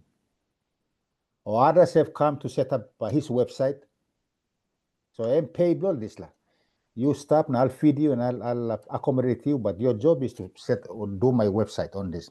So that's volunteerism. So that's what they did. So see, there is a difference between what Alcinda and Ingrid and them did, and then there's a difference between others who talk about high-level stuff in the national level, but fail to bring it down. Maybe because for many reasons. Maybe they don't have people skills to talk with the provincial governments. or maybe the provincial government, so let's do something, but they've been forced to do it. So then that goes back to, I think Zola mentioned about participation, participation and collaboration.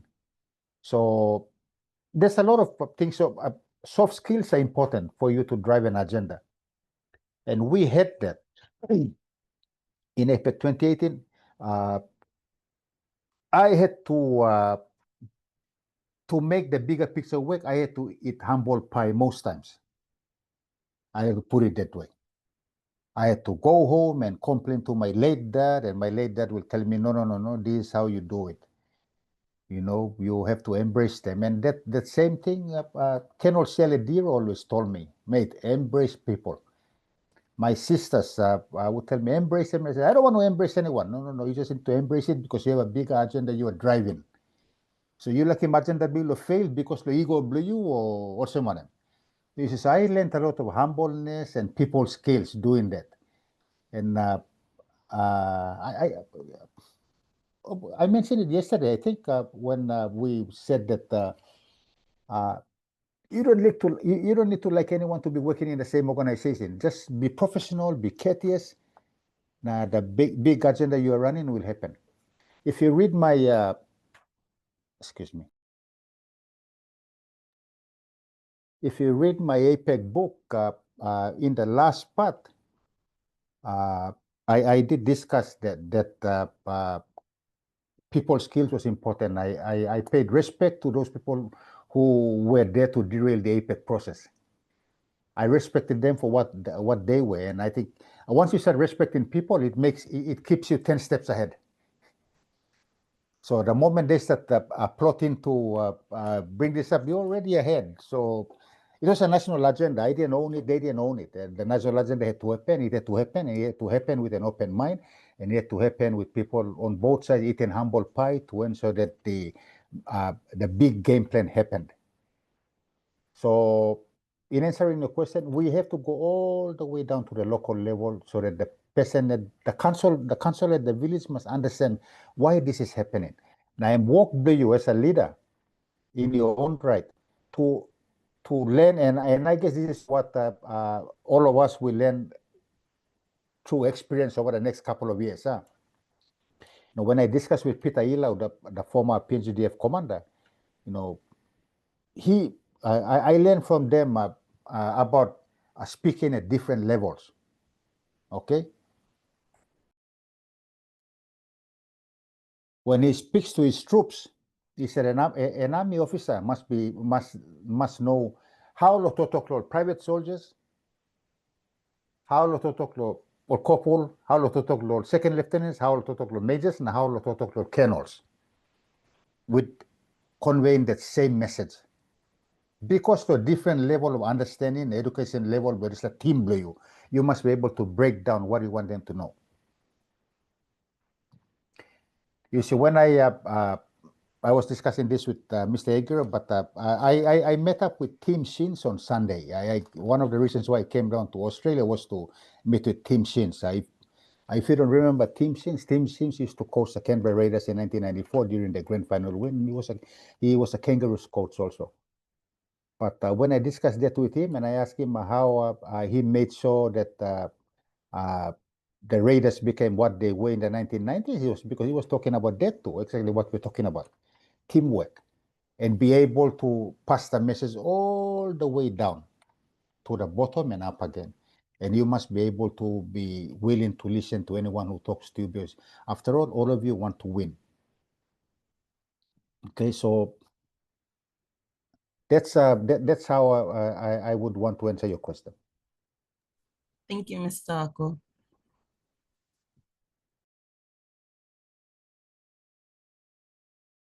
Okay, thank you, Zola. We'll move on to Tommy.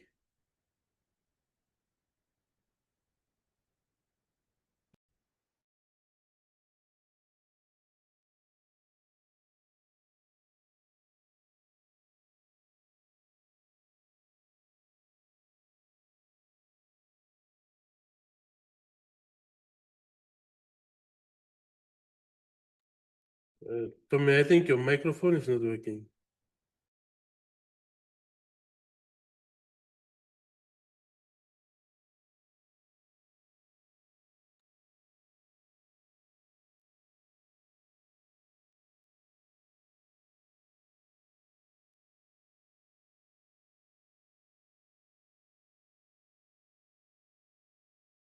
Maybe if you're sitting next to someone, you can excuse them and use the microphone.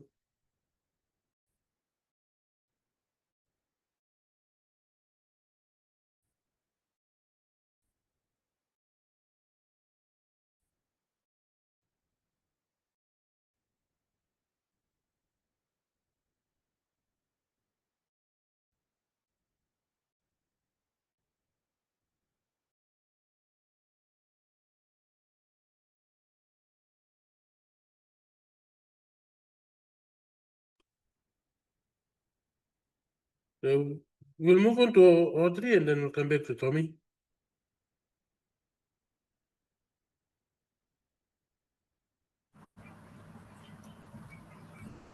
Um,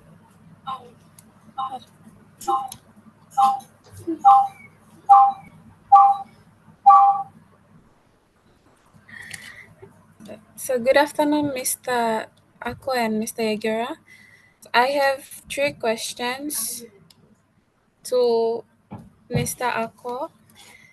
Okay, so the first one is related to week 3 and week 4's week 3 or week 4, one of the lectures, but I wanted to ask this question, but I didn't have the chance to ask it to Mr. Ako. So I'll just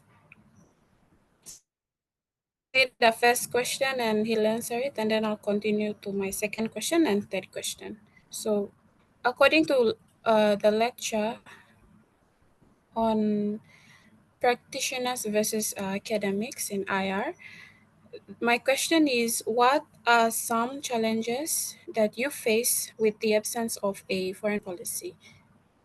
Yes, thank you.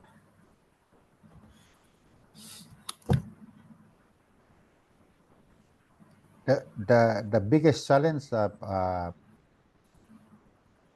which I faced when I was in the game was making my other colleagues understand what needed to be done.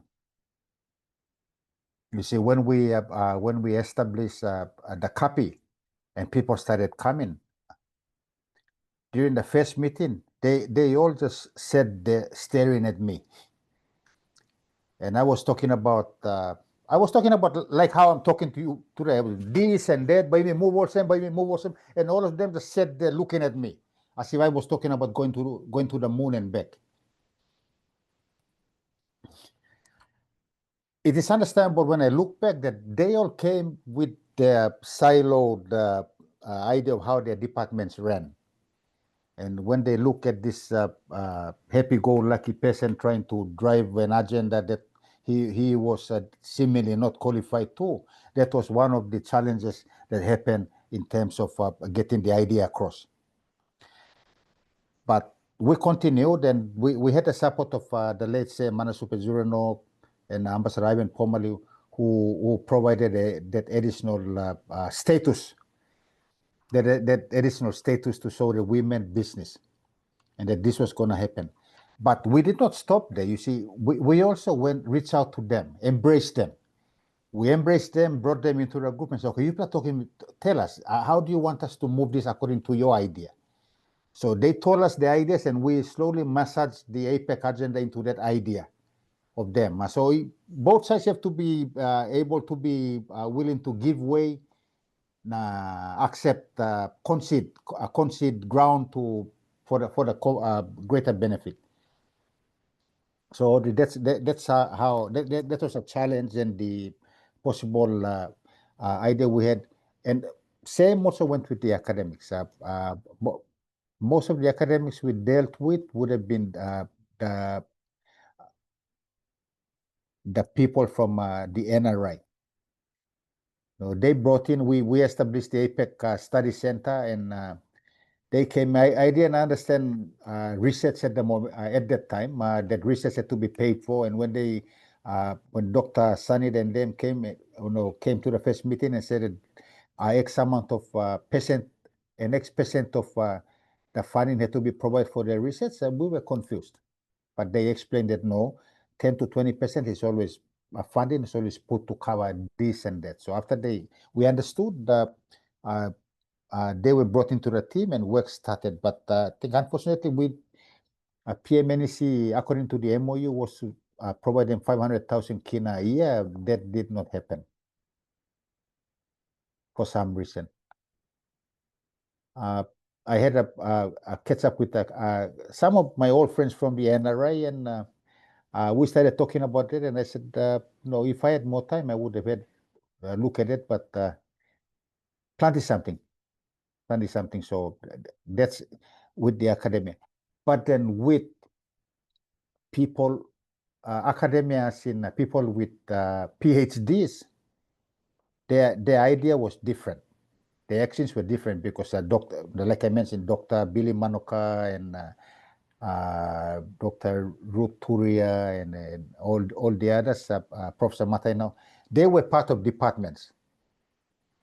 So I guess we had the advantage of their expertise being part of the CAPI in addition to their academic prowess and their research mentality. So we had the advantage of them coming on board, and once they understood how it happened, they all came on board, because I had to be pulled aside by Sam Manasupe one time and said, Harima, Ako, you need to break things down, lol. Let me talk chief secretary, all big money, all PhD, all understand. No. You're coming up with a new idea which all working PhD lem. So you need to stop his in, break him down, easy. Oh, that guy, God rest his soul. Seriously, he made me. I learned a lot from him. Every Sunday at 2 p.m. was my time with him. I would go from 2 p.m. until 6 p.m. every Sunday. I would huff and puff and blow the whole world down, and he will just sit down and look at me and then tell me, this is how it happens. That's how it happens. For 4 years, I picked that person's brains, and he taught me all that. He said, no, and I'm telling you, I'm conveying that message to you all again. Do not assume that because of the title of that person, he knows everything. Idea blew you. So if you wanted idea to mature or to have some chance of getting traction, you need to sit down and explain it nicely to them. So, and the time you explain him, be ready to. That's what Sam Manasuet told me. Now because I became so defensive during one workshop, and in the car when both of us were coming back, said, Arima, when you explain things, be ready to get criticism and don't be defensive. Idea blew you. You're selling an idea. You're not trying to sell that idea for them to eat. You're selling that idea, and they will come back with their thoughts on how to make it happen. So those are some of the advice I'm trying to convey to you. So practitioners in academia, like we mentioned earlier on, they live of each other's strength. One cannot live without the other. For those of us who are trying to utilize them to run a program, we have to break things down to simple levels so that we can get their ideas to help our idea become a whole idea. Audrey?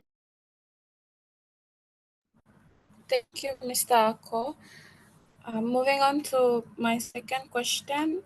Apart from colonial influence of the Asian countries and Australia that influenced PNG's first foreign policy, which is friends to all, enemies to none, and selective engagement, do you think the Prime Minister during that time, which is late Sir Michael Somare, his personality traits or leadership style also had an influence or contributed to the formulation of the type of foreign policy that we had back then?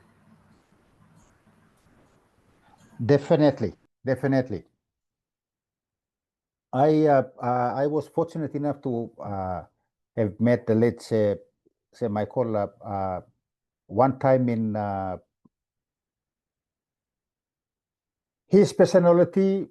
He was a leader. He knew how to talk to people at different levels, just like what I was talking to you about Ambassador Ilau's idea of collaboration. So one time in 2000 and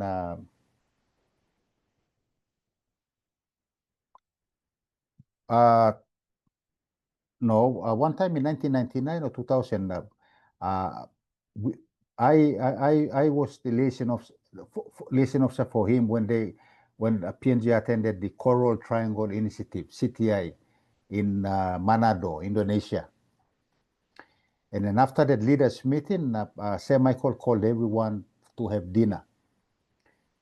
And then he asked around if there was a Motwen in the group, and Ambassador Chris Mero gave me away.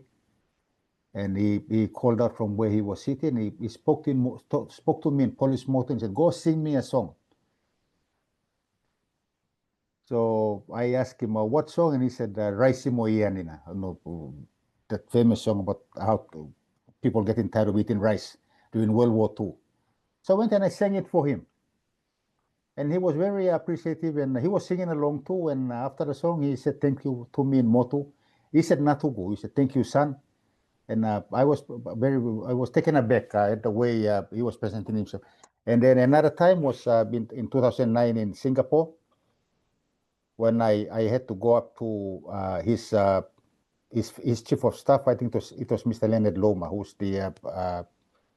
who used to be the MSG Secretary General. I went up to Mr. Loma's office to ask how fast Sir Michael walked.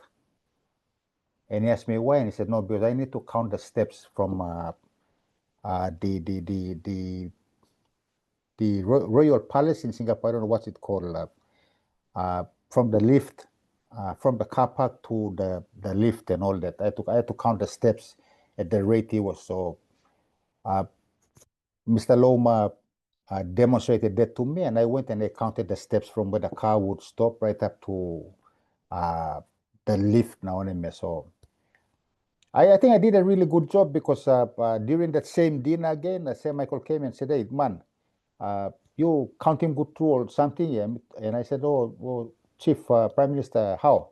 Look, no. People told me that you came to ask about how fast I walk, so you could count the steps right up from where the car stopped right up to the lift, so the Bamigolo lift. And I'm like, well, that's how it's supposed to be done. So that was a time I met him I met him 2 times only. And I found him I held him in awe, because he was the father of our nation. But when he brought himself down to the level, and remember, the liaison officer at any official delegation, you are the invisible person. No one talks to you, and no one wants to see you, and you must not be seen also. You must hide lokona na stuff, because wog bi logo na sim car kam go na sim pass ball man kam gimon iko hide again. All that shaking hands and battle meetings, man anta you lokona, but he came down to say thank you to me and all that. So it was very heartwarming experience for me.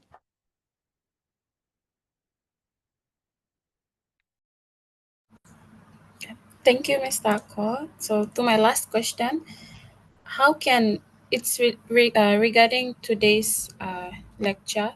So how can PNG balance its national interests, considering its foreign policy being driven by public sectors, like you have mentioned? So like private sectors have their own objectives and interests as well. So how can PNG balance its own interest with the private sector's interest in relation to foreign policy? Thank you. Very simple answer to that is to have that foreign policy white paper endorsed by Parliament, and so that the whole country knows that this land game plan by me. There is no left turn, no right turn, no reverse. This land you kiss him, and that's how I go play them. So I think I've written it also up there in answer to one of the questions. So when you sit down and when you start talking with the private sector, you tell them that this is the paper and these are the parameters we work in.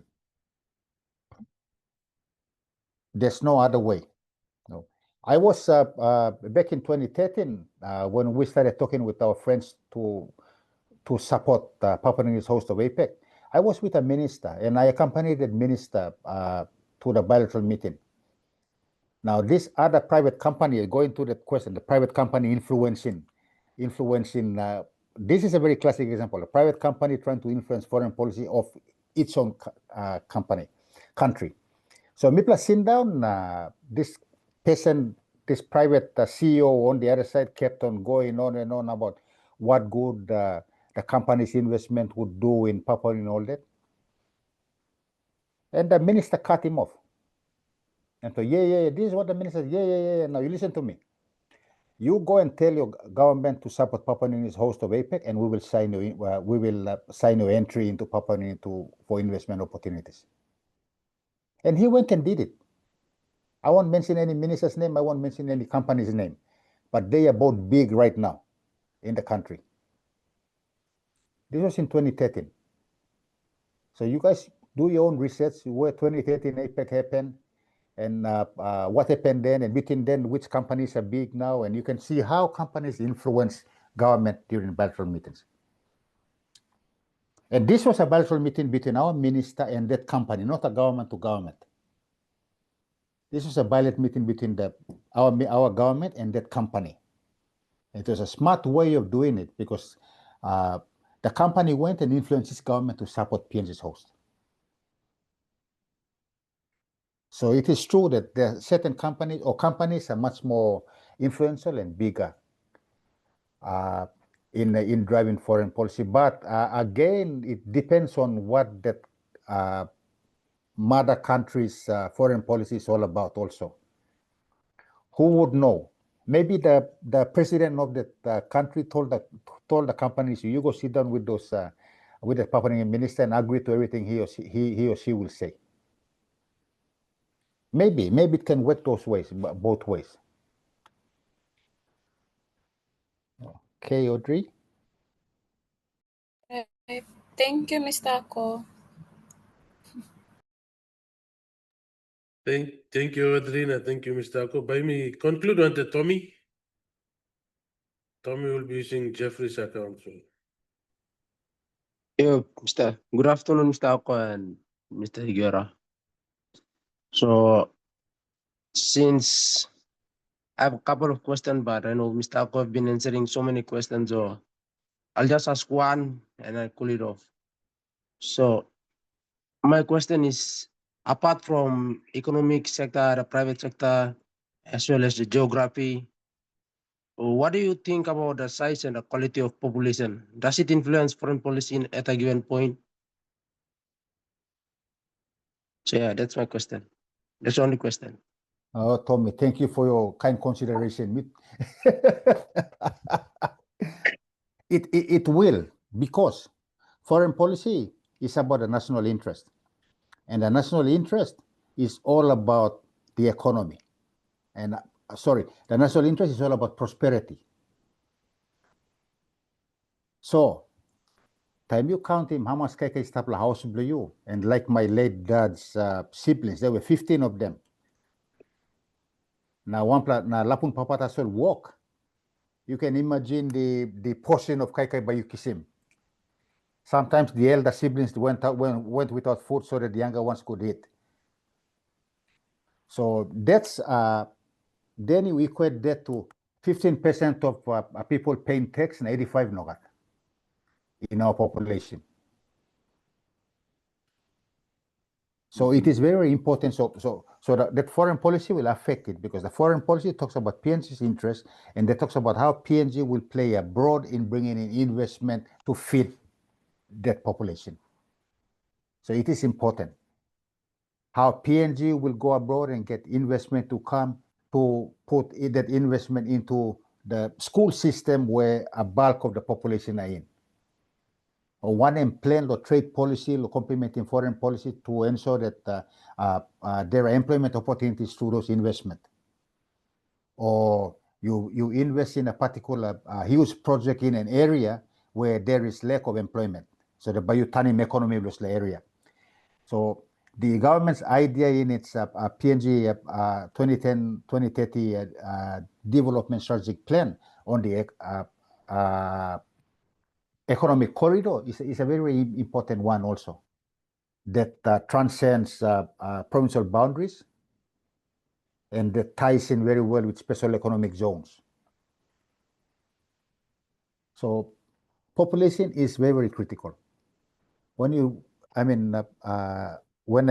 went for a walk at lunchtime this morning, sorry, around 10 o'clock, I counted the number of people with suits versus the number of people all around nothing. Obviously, the people with suits win him. So let's say out of every 10 people I encountered, 8 wearing suit. 2 wearing 6 pocket and a t-shirt. So that shows that 8 out of 10 people, you know, good survey, but me just use him. 8 out of 10 people will pay him tax. Now, suppose come you will must be by change, and by 2 workman, na 8 mangi round nothing. And so was 2 pay him tax, 8 nogat. So look, that's a difference now. And employment opportunities, it comes up in all types of, there are all types of examples. Sometimes formal work, government to drive IW SME, so that this 8 can work in business na instead of 8, and by 5 round nothing, 5 paying tax. You see, the more tax we pay, the more revenue we make, and the more revenue we make, the more services are provided by government.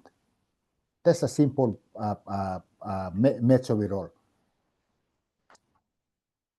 Now, because there's only 15% of the workforce who are paying tax, so that the other 85% can survive. It's not balanced, and all of us are affected by the 85%. Like Mipla husband, Mipla, and my widowed mother and my son all no work, all stuff. So there are 2, while in some families there might be more. Or when you look at the community I live in back in Hanover, there's a little community belum Planta Plohilia. We have about 1, 2, 3, 4, about 15 per house. Now from this 15 per house, 2 per house as well work. Not per 30, no what workman. You can look at the imbalance now. Well, if we go out there, maybe we go to the South Bank, the residential area. 9 out of 10 house money, all worker. All house when we counting. So that's the harsh reality of how we are living. So foreign policy, a very, very good foreign policy white paper can be a very, very huge force multiplier, which can bring in development, which can bring in investment, which can bring our human resources out, so that they can send foreign currency back, so that our living standards can increase, not rise. Tommy, that's how I would answer your question. All right, thank you, Mr. Thank you for the answer. Okay, thank you, Tommy, for your wisdom, and thank you, Mr. Ako, for your time, for sharing with us your insight, your experience, what you've gained over the years. And we now conclude our Q&A for this afternoon. We thank Mr. Ako once again for making himself available, and we'll meet again next week, Tuesday. And for this Friday, if you want to see me for consultation, I'll be available from 1:30 to 2:30, and from 9 to 10. So just send me an email and let me know so I can send you the meeting link. That's all, Mr. Ako. Please enjoy Australia na. No can go swim no Surfers Paradise, no Solwara by KKU. The waves there are really big, so enjoy Australia and see you back when you return to Mosby. All right, everyone. School good, thank study you. hard, and see you guys next week. Bye. All right. Thank you, Ogada.